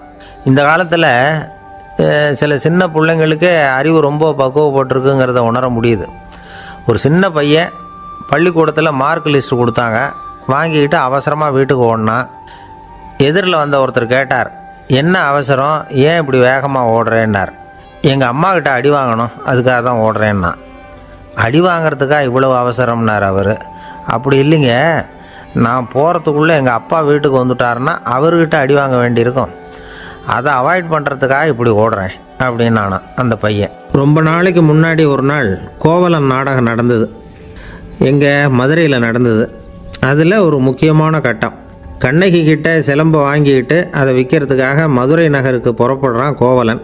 அந்த சமயத்தில் கண்ணகி பாடுற மாதிரி ஒரு நாடக பாடல், நாடக ஆசிரியர் எழுதினது. அது என்ன பாட்டுன்னா, மா பாவியோர் கூடி வாழும் மதுரைக்கு மன்னா போகாதீர் என்று அப்படின்னு ஆரம்பிக்கும் அந்த பாட்டு. இதுதான் அந்த பாட்டு. இதை கண்ணகி மேடையில் பாடின உடனே கூட்டத்தில் சலசலப்பு.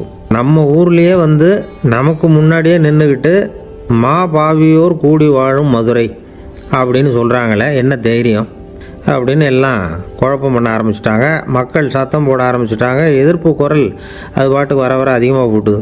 கொண்டுக்கிட்டு வா அந்த நாடக ஆசிரியரை, எழுதுனது யார் அப்படின்னு ஒரே சத்தம், கூச்சல். வேறு வழி இல்லை.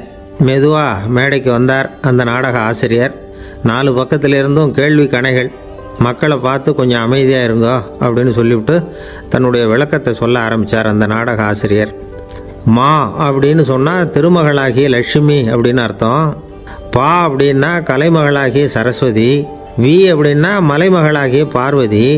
மாபாவியோர் அப்படின்னா திருமகளும், கலைமகளும், மலைமகளும், இவங்க மூவரும் அப்படின்னு அர்த்தம். இந்த 3 பேரும் வாழ்கின்ற மதுரை புனிதம் நிறைந்தது, சகல செல்வங்களும் நிறைஞ்சது. அப்படிப்பட்ட ஊரில் நான் அணிந்து கொள்ளும் இந்த சாதாரண சிலம்பை யார் வாங்கிக்குவாங்க அப்படிங்கிற எண்ணத்தோடு தான் கண்ணகி அப்படி சொல்கிறா. அதை நினச்சி தான் நான் எழுதினேன். ஆகவே மதுரையை ரொம்ப சிரமப்படுத்தணும், ரொம்ப மோசமாக எழுதணும் அப்படிங்கிற எண்ணம்லாம் எனக்கு கிடையாது. பெருமைப்படுத்தணும்னு நினச்சி தான் அப்படி எழுதினேன் அப்படின்னு விளக்கம் கொடுத்தாராம். இந்த விளக்கத்தை கேட்டதும் எல்லாரும் ரொம்ப சமாதானம் ஆயிட்டாங்களாம். இப்படி விளக்கம் கொடுத்த அந்த நாடக ஆசிரியர் யார் தெரியுமா? அவர் தான் தமிழ் நாடக உலகின் முதல் ஆசான் சங்கரதாஸ் சுவாமிகள். அவருக்கு நகைச்சுவை உணர்வும் அதிகம். 1920ஆம் ஆண்டு திருநெல்வேலியில் அவர் தங்கியிருக்கிறார் நாடகம் நடத்துறதுக்காக. அவர் தங்கியிருந்த வீட்டில் கொசு, மூட்டை பூச்சி அதிகமாக இருந்திருக்கு. அவரால் தூங்கவே முடியல. அவர் அனுபவித்த தொல்லைகள் ஒரு பாட்டாக உருவாச்சு. வேடிக்கையாக ஒரு பாட்டு எழுதினாராம். மூட்டையும் கொசுவும் ஒரு வீட்டிலே மீட்டிங் போட்டால் முன்னே நிற்க யாரால் முடியும்? கொசு மோகன ராகம் போல சத்தம் போட்டு முன்னே நின்று செய்திடும் யுத்தம். இதை மறுநாள் நாடகத்தில் கோமாளி வேஷம் போட்ட ஒரு சிறுவனை விட்டு பாட வச்சுருக்கார். எல்லாரும் சிரித்து ரசித்தாங்களாம். சங்கரதாஸ் சுவாமிகள் கல்யாணமே பண்ணிக்கல, துறவி மாதிரியே வாழ்ந்திருக்கார். தமிழ் நாடக கலைக்கு தன்னையே அர்ப்பணம் பண்ணிக்கிட்டவர் அவர். 1922 நவம்பர் மாதத்தில் ஒரு நாள் புதுச்சேரியில் அவர் வாழ்க்கை முடிஞ்சுது. அப்போ அவருக்கு வயசு 55. சங்கரதாஸ் சுவாமிகள் நாடக ஆசிரியர் மட்டும் இல்லை, மேடை நாடக இயக்குனர், தயாரிப்பாளர், அவரே ஒரு சிறந்த நடிகர். ஒரு தடவை சாவித்திரி நாடகத்தில் இவர் யமதர்மனா வேஷம் போட்டு நடிச்சிருக்கிறார். நாடகம் பார்த்துக்கிட்டு இருந்த கருவுற்ற ஒரு பெண்மணிக்கு பயத்தினால அங்கேயே குழந்தை பிறந்துட்டு தான். அந்த நிகழ்ச்சிக்கு அப்புறம் இவர் இந்த வேஷம் போடுறப்போலாம் ஜனங்களுக்கு முன்கூட்டியே எச்சரிக்கை கொடுக்க ஆரம்பிச்சிருவாராம். அதாவது அப்படி யாராவது பயப்படுறவங்க இருந்தால் கொஞ்சம் கண்ணை மூடிங்க அல்லது எழுந்திரிச்சு போடுங்கன்னு. நடிப்புன்னா அப்படிலாம் இருக்கணும். இந்த காலத்தில் நடிகர் ஒருத்தர் சொன்னார், சார் நான் இந்த நாடகத்தில் நடிக்கிறப்போ முகத்தில் நவரசங்களையும் காட்டி நடித்தேன், உணர்ச்சிகளை எல்லாம் நல்லா காட்டி நடித்தேன். அப்படி இருந்தும் ஜனங்கள் கல் எடுத்து மேடையில் வீசிவிட்டாங்க சார் அப்படின்னார். நாடகத்தில் உங்களுக்கு என்ன வேஷம் அப்படின்னு கேட்டாங்க. அது செத்து கிடக்கிற பணமாக நடித்தேன் சார் அப்படின்னார். என்னுடைய நண்பர் ஒருத்தர், அவருக்கு ஜாதகத்தில் நம்பிக்கை உண்டு. அவரே ஜோசியமெல்லாம் பார்ப்பார். என்ன சார் இந்த காலத்தில் இதையெல்லாம் நம்பிக்கிட்டு இருக்கீங்களேன்னு கேட்டால், உங்களுக்கு ஒன்றும் தெரியாது சார், இந்த உலகத்தில் ஒவ்வொருத்தரும் அவங்கவுங்க செய்கிற நல்லது கெட்டதுக்கு தகுந்த பலனை அனுபவிச்சே தேரணும்பார். அது மட்டும் இல்லை, ஒருத்தன் செத்துட்டா கூட அவன் செஞ்ச பாவ புண்ணியங்கள் கூடவே போயிட்டுருக்கோம்பார். அது எப்படி கூட போவோம் அப்படின்னு குதர்க்கமாக கேட்டால் அதுக்கு அவர் ஒரு கதை சொன்னார். அது ரொம்ப சுவாரஸ்யமாக இருந்தது. ஒரு ஊரில் ஒருத்தர் இருந்தாராம். அவர் ஜோசியம் பார்க்குறதுல ரொம்ப கெட்டிக்காரரு. ஒருத்தருடைய தலைமுடியை மட்டும் அவர்கிட்ட காட்டினா போதும், அதை மட்டும் பார்த்துட்டு அவருடைய ஜாதகத்தையே சொல்லிவிடுவாராம். அப்பேற்பட்ட திறமை. அந்த ஆள் ஒரு சமயம் கன்னியாகுமரி கடற்கரைக்கு போயிருந்துருக்கிறார். அங்கே கரை ஓரமாக ஒரு மண்டை ஓடு கிடந்திருக்கு. அதை எடுத்து பார்த்துருக்கிறார். அந்த மண்டை ஓட்டை வச்சுக்கிட்டே அதோட ஜாதகத்தை அலசியிருக்கிறார். இந்த மண்டை ஓட்டுக்கு உரிய ஆசாமி வாழ்க்கையில் ரொம்ப கஷ்டப்பட்டுருக்கிறான், நிறைய கஷ்டத்தை அனுபவிச்சிருக்கிறான், அது தாங்க முடியாமல் தான் கடலில் விழுந்து தற்கொலை பண்ணிகிட்ருக்கான் அப்படிங்கிறத அவர் கணிச்சுட்டார்.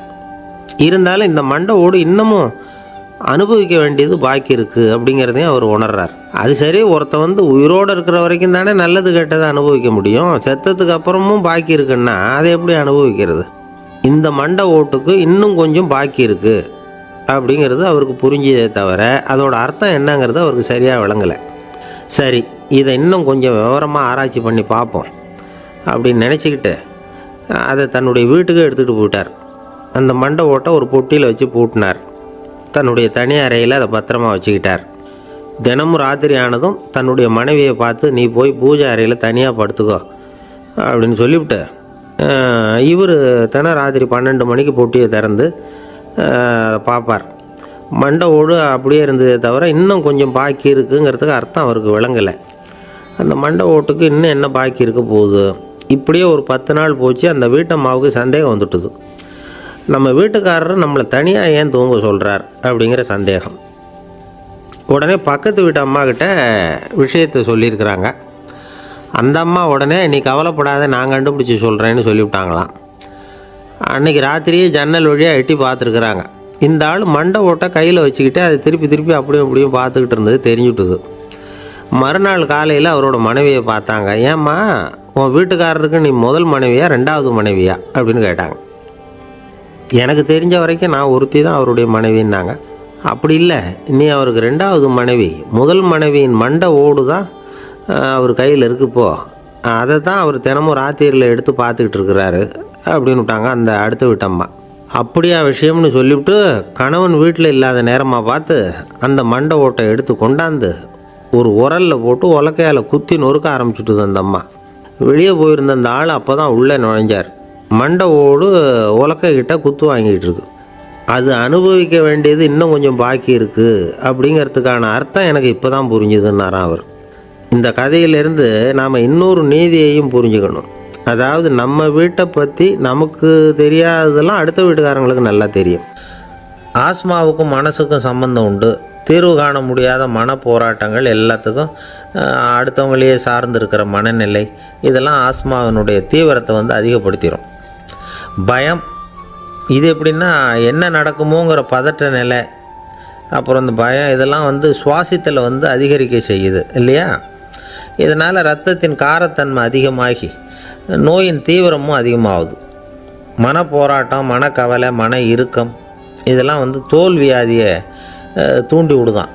இது மாதிரி இன்னும் எவ்வளவோ இருக்குது. அதனால் இன்றைக்கி நமக்கு தேவை என்னென்னா மன வலிமை, மலர்ந்த முகம். இது ரெண்டும் இருந்துட்டுதுன்னா பலவிதமான நோய்கள் நம்மக்கிட்ட நெருங்கி வராது. டாக்டர், என்ன நெருங்காமல் இருக்கிறதுக்கு நான் ஒரு காரியம் பண்ணுறேன் அப்படின்னார் ஒருத்தர். அவர் என்ன அர்த்தத்தில் சொன்னார்னா, டாக்டர் வந்து அவரை நெருங்காமல் இருக்கிறதுக்கு அவர் ஒரு காரியம் பண்ணுறாராம். நண்பர்கிட்ட சொன்னார். நண்பர் கேட்டார், அது என்ன காரியம் பண்ணுற அப்படின்னு கேட்டார். தினம் ஒரு ஆப்பிள் பழம் சாப்பிட்றேன்னார் அவர். ஏன்னா ஆங்கிலத்தில் ஒரு பழமொழி சொல்லுவாங்கள்ல, an apple a day keeps doctor away அப்படிம்பாங்க. ஒரு ஆப்பிள் பழம் சாப்பிட்டா டாக்டர் விலகியே இருப்பார், டாக்டர்கிட்ட போக வேண்டிய அவசியம் இருக்காது அப்படிங்கிறதுக்காக அந்த பழமொழி சொல்கிறது.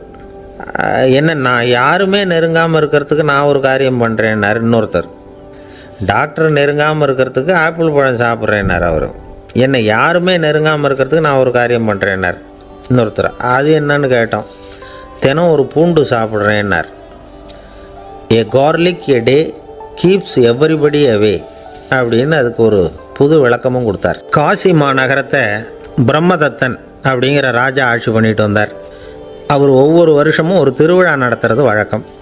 எல்லா தேசத்திலிருந்தும் எல்லா வகையான ஜனங்களும் அதில் வந்து கலந்துக்குவாங்க. ஒரு சமயம் அது மாதிரி விழா நடந்துக்கிட்டு இருந்தது. வைகுண்டத்திலேருந்து தேவலோகத்திலேருந்து நிறைய தேவகுமாரர்கள்லாம் காசி நகருக்கு அப்போது வந்திருந்தாங்க. அதில் முக்கியமாக ஒரு 4 தேவகுமாரர்கள். அந்த 4 பேரையும் சுற்றி ஏகப்பட்ட கூட்டம். அப்படி என்ன விசேஷம் அவங்கக்கிட்ட அப்படின்னா, மற்றவங்களை விட அவங்க முகம் அழகாக இருந்ததா அப்படி பார்த்தா அப்படியும் இல்லை.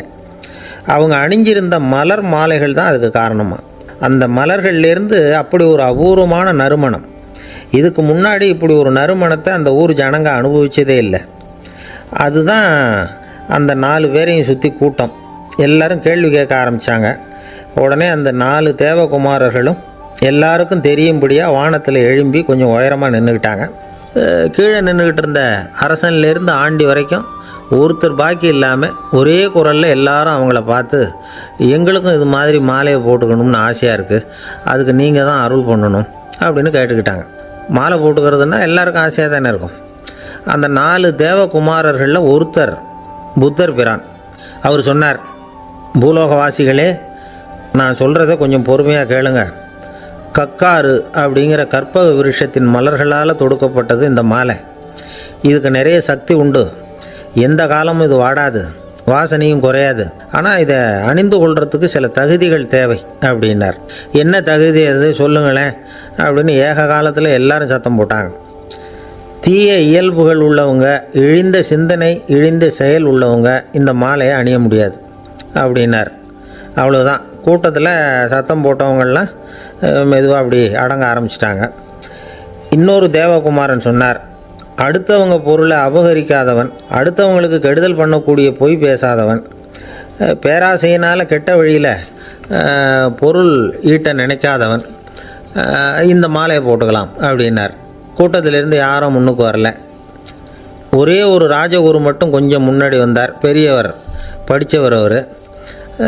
எனக்கு தகுதி இருக்குது அந்த மாலையை போட்டுக்கிறதுக்கு அப்படின்னார். வேறு ஒன்றும் இல்லை, பொய் சொல்லியாவது அந்த மாலையை வாங்கிக்குவோமே அப்படின்னு முடிவு பண்ணிட்டார் அவர். அவ்வளோதான், மாலையை வாங்கிட்டார். அடுத்த தேவகுமாரன் பேசினார்.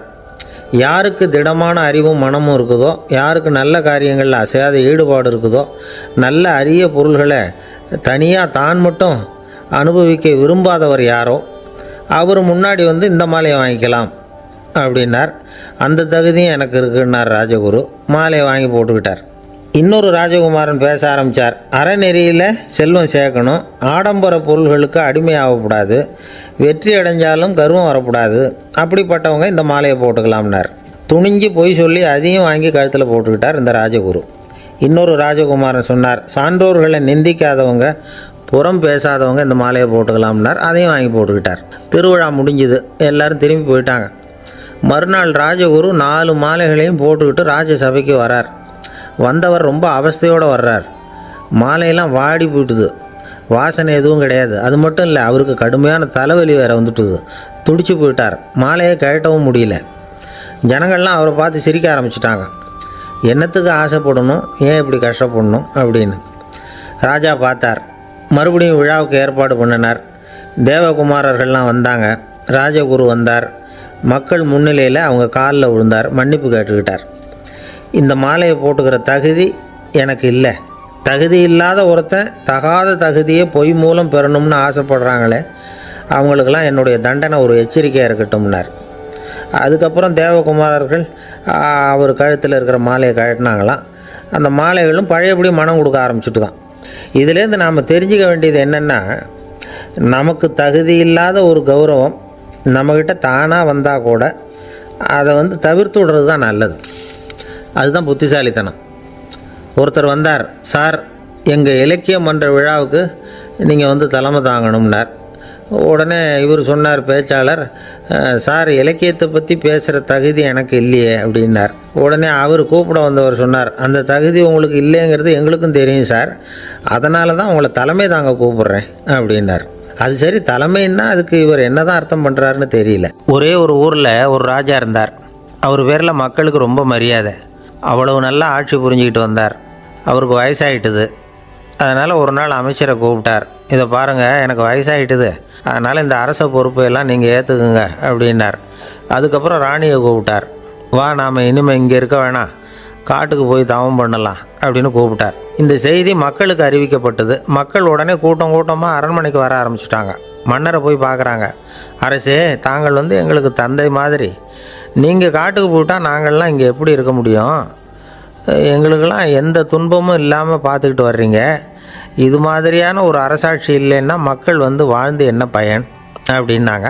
இருந்தாலும் என்ன பண்ணுறது, வயசாயிட்ட காரணத்தினால இந்த முடிவுக்கு வர வேண்டியிருக்குது அப்படின்னாரா ராஜா. அப்படின்னா நீங்கள் காட்டுக்கு போக வேணாம், நாங்கள் போகிறோம். நாங்கள் அங்கே போய் தவம் பண்ணுறோம், வழிபாடு பண்ணுறோம். கடவுள் வருவார், அவர்கிட்ட வரம் வாங்கிட்டு வந்துடுறோம் அப்படின்னாங்களாம். அப்படி சொல்லிவிட்டு உடனே எல்லோரும் காட்டுக்கு போனாங்க. நாட்டு மக்கள் எல்லாரும் ஒட்டு மொத்தமாக வந்து காட்டில் உட்காந்துக்கிட்டு தவம் பண்ணுறதை பார்த்தார் கடவுள். உடனே புறப்பட்டு வந்தார். எல்லோரும் இப்படி வந்து உட்காந்துருக்குறீங்களே, என்ன வேணும் உங்களுக்கு அப்படின்னு கேட்டார். உடனே மக்கள் எல்லாரும் ஒரு குரலில் சொன்னாங்க, சுவாமி, எங்கள் மன்னன் ரொம்ப நாளைக்கு நல்லபடியாக இருக்கணும். அவர் வந்து மகிழ்ச்சியாகவும் உடல் நலத்தோடும் இருந்தால் தான் நாங்கள் அமைதியாக வாழ முடியும் அப்படின்னாங்க. சரி, அதுக்கு என்ன செய்யணும் அப்படின்னார் ஆண்டவன். எங்கள் மன்னருக்கு இன்னும் ஒரு 100 வருஷம் ஆயுளை கொடுங்க அப்படின்னாங்க. அவ்வளவு தானே, சரி அப்படியே ஆகட்டும் அப்படின்னு சொல்லிவிட்டு ஆண்டவன் போயிட்டார். மக்கள் மகிழ்ச்சியோடு திரும்பி வந்தாங்க. மன்னா, கடவுள் வரம் கொடுத்துட்டார், நீங்கள் 100 வருஷம் வாழ போகிறீங்க அப்படின்னாங்க. இதை கேட்டதும் ராணி ராஜாவை வணங்கி, நான் தவம் செய்ய போகிறேன் அப்படின்னு புறப்பட்டாங்க. உடனே மக்கள் என்ன நினச்சாங்க தெரியுமா? ஐயோ, நாம் ராஜாவுக்கு மட்டும்தானே நீண்ட ஆயுள் வேணும்னு வரம் வாங்கினோம், ராணிக்கு வாங்கலையே, அதுதான் கோபத்தில் புறப்பட்டாங்க போல இருக்குது அப்படின்னு நினச்சி வருத்தப்பட்டாங்க. ஆனால் ராணி நினச்சது அது இல்லை. ராணி போய் தவம் பண்ணாங்க, கடவுள் காட்சி கொடுத்தார். இவங்க கேட்குறாங்க, சுவாமி, ராஜாவுக்கு மட்டும் 100 வருஷம் ஆயுள்னு வரம் கொடுத்துட்டீங்க, அப்படின்னா குடிமக்களும் 100 வருஷம் இருக்கணும். இப்படிப்பட்ட குடிமக்கள் இல்லைன்னா அப்படிப்பட்ட அரசன் இருந்து என்ன பிரயோஜனம்? அப்படின்னாங்களாம். ஆண்டவன் பார்த்தார், சரி அவங்களும் 100 வருஷம் வாழ்வாங்க, அது மட்டும் இல்லை நீயும் 100 ஆண்டு காலம் வாழ வரமளிக்கிறேன் அப்படின்னு சொல்லிவிட்டு மறைஞ்சிட்டார். இதில் ஆண்டவன் வர்றதும் மறையிறதும் முக்கியம் இல்லை. இதில் கவனிக்க வேண்டியது ஆள்கிறவனின் விசால மனம், குடிமக்களின் விசால மனம், ஆள்கிறவன் மனைவியினுடைய விசால மனம். இப்படி ஒரு நாடு இருந்துட்டுதுன்னா எப்படி இருக்கும் வாழ்க்கையை நினச்சி பாருங்கள். அதனால தான் பெரியவங்கள்லாம் சொல்கிறாங்க, இதய வாசல் திறந்தே இருக்கணும், இதயத்தின் கதவுகளை மூடாதீங்க அப்படின்னு சொல்லுவாங்க. என்கிட்ட ஒருத்தர் சொன்னார், என்னுடைய இதய வாசல் எப்போவும் திறந்தே தான் இருக்குதுன்னார். எதனால் அப்படி சொல்கிறீங்க அப்படின்னு கேட்டோம். டாக்டரே சொல்லிவிட்டார், என்னுடைய இதயத்தில் ஒரு ஓட்டை இருக்குது அப்படின்னு, வால்வு சரியில்லையா அப்படிங்கிறார். அளவுக்கு மிஞ்சினால் அமிர்தமும் நஞ்சு அப்படின்னு சொல்லுவாங்க. அது உண்மைதான். ஒருத்தருக்கு அளவுக்கு மீறிய புகழ் வந்துட்டுதுன்னு வச்சுங்க, அது கூட ஆபத்தாக போயிடுறது உண்டு. பழங்காலத்துல எல்லாம் கிரேக்க தேசத்தில் ஒரு பழக்கம் உண்டாம். அதாவது யாராவது ஒருத்தரை நாடு கடத்தணும்னா அதுக்கு ஒரு வழி உண்டு. அதாவது ஒருத்தரை நாடு கடத்தணும்னு மக்கள் விரும்புகிறாங்கன்னு வச்சுங்களேன், அவர் பேரை ஒரு மண்பாண்ட ஓட்டுச்சில்லில் எழுதி அதை ஒரு குறிப்பிட்ட பொது இடத்துல போட்டுற வேண்டியது, அவ்வளவுதான். இது மாதிரி பல பேர் போட்டுக்கிட்டே இருப்பாங்க, எல்லாம் அப்படியே குவிஞ்சு போயிடும். அந்த ஓட்டாஞ்சில்லு குவியலில் யாருடைய பேர் அதிகமாக இருக்குதோ அந்த நபரை ஒரு 10 ஆண்டுகள் நாடு கடத்தி விடுவாங்க. இது அந்த ஊர் வழக்கமாக. ஒரு நாள் அந்த குவியலுக்கு பக்கத்தில் ஒரு ஆள் நின்றுக்கிட்டு இருக்கிறான். அவன் கையில் ஒரு ஓட்டாஞ்சில்லு வச்சுருக்கிறான். அதில் யாரோட பேரையோ எழுதணும், எழுதி அந்த இடத்துல போடணுங்கிறது அவன் ஆசை. ஆனால் அவன் படிக்காதவன், அதனால் எழுத தெரியல. யாராவது அந்த வழியாக வர்றாங்களான்னு பார்த்துக்கிட்டே நின்றுக்கிட்டு இருந்தான். ஒரு பெரியவர் வந்துக்கிட்டு இருந்தார். அவர்கிட்ட ஓடினான். கையில் இருந்த மண்பாண்ட சில்லை கொடுத்தான். ஐயா, இதில் ஒரு பேர் எழுதி கொடுங்களேன்னா. அந்த பெரியவர் அதை வாங்கி கையில் வச்சுக்கிட்டு, என்ன பேர் எழுதணும் சொல்லு அப்படின்னா. இவன் சொன்னான், அரிஸ்டைடிஸ் அப்படின்னு எழுதுங்க அப்படின்னா. இதை கேட்டதும் அந்த பெரியவருக்கு அதிர்ச்சி. ஏன்னா அவர் தான் அரிஸ்டைடிஸ், தத்துவ மேதை அரிஸ்டைடிஸ் அவர். இருந்தாலும் நான் தான் அதுங்கிறத காட்டிக்காமல் அந்த ஆளுக்கிட்ட கேட்டார், அது சரிப்பா, அரிஸ்டைடிஸுங்கிற பேரை எழுத சொல்கிற, அவர் உனக்கு என்ன கெடுதல் பண்ணார், அவர் பேரை இதில் எழுத சொல்கிறியே அப்படின்னு கேட்டிருக்கார். அதுக்கு இவன் சொன்னானா, அவர் எனக்கு எந்த கெடுதலும் பண்ணலை, அவரை நான் பார்த்தது கூட இல்லை அப்படின்ட்டுருக்கான். அப்புறம் எதுக்காக அவரை நாடு கடத்தணும்னு நீ ஆசைப்படுற அப்படின்னு கேட்டிருக்கார். இப்போ அந்த ஆள் சொல்கிறான், அரிஸ்டைடஸை பற்றி எல்லாரும் பேசுகிறாங்க, அவர் ரொம்ப நல்லவர், அவர் ஒரு பெரிய அறிவாளிங்கிறாங்க, அவர் ஒரு பெரிய வள்ளல், பேரறிஞர், இப்படி எல்லாரும் சொல்கிறத கேட்டு கேட்டு எனக்கு ரொம்ப அலுத்து போயிட்டுது, அதனால தான் வெறுப்பாயிட்டேன் அப்படின்னு நானும். இதிலேருந்து என்ன தெரியுது, நாம் நல்லவனாக இருக்கிறதுல ஒன்றும் இடைஞ்சல் இல்லை. ஆனால் நம்மளை நல்லவன் எல்லாரும் சொல்ல ஆரம்பிச்சிட்டாங்கன்னு வச்சுக்கோங்க, அப்போ இடைஞ்சல் ஆரம்பம்னு அர்த்தம். எதுவுமே அளவுக்கு மிஞ்சி போகாமல் பார்த்துக்க வேண்டியது ரொம்ப அவசியம். அளவுக்கு அதிகமாக ஆசைப்படாதவங்களில் ஆப்ரஹாம் லிங்கனும் ஒருத்தரான். அவர் ஒரு தடவை தன்னுடைய நண்பர்கள்கிட்ட பேசிக்கிட்டு இருந்தாராம். ஒருத்தர் கேட்டிருக்கார், ஒரு மனுஷனுக்கு கால்கள் எவ்வளோ உயரம் இருக்கணும் அப்படின்னு கேட்டாராம். இதுக்கு ஆப்ரஹாம் லிங்கன் சொன்னாராம், அது என்ன, இடுப்புலேருந்து தரையை தொடுற அளவுக்கு உயரம் இருந்தால் போதும் அப்படின்னாராம். ஒரு ஜென் துறவி, அவருக்கு ரொம்ப வயசாகிட்டுது, கடைசி காலம். நண்பர்களெல்லாம் கூப்பிட்டார். நண்பர்களே, நான் வித்தியாசமான முறையில் சாகணும்னு ஆசைப்படுறேன், அதுக்கு ஏதாவது யோசனை சொல்லுங்களேன் அப்படின்னு கேட்டாராம்.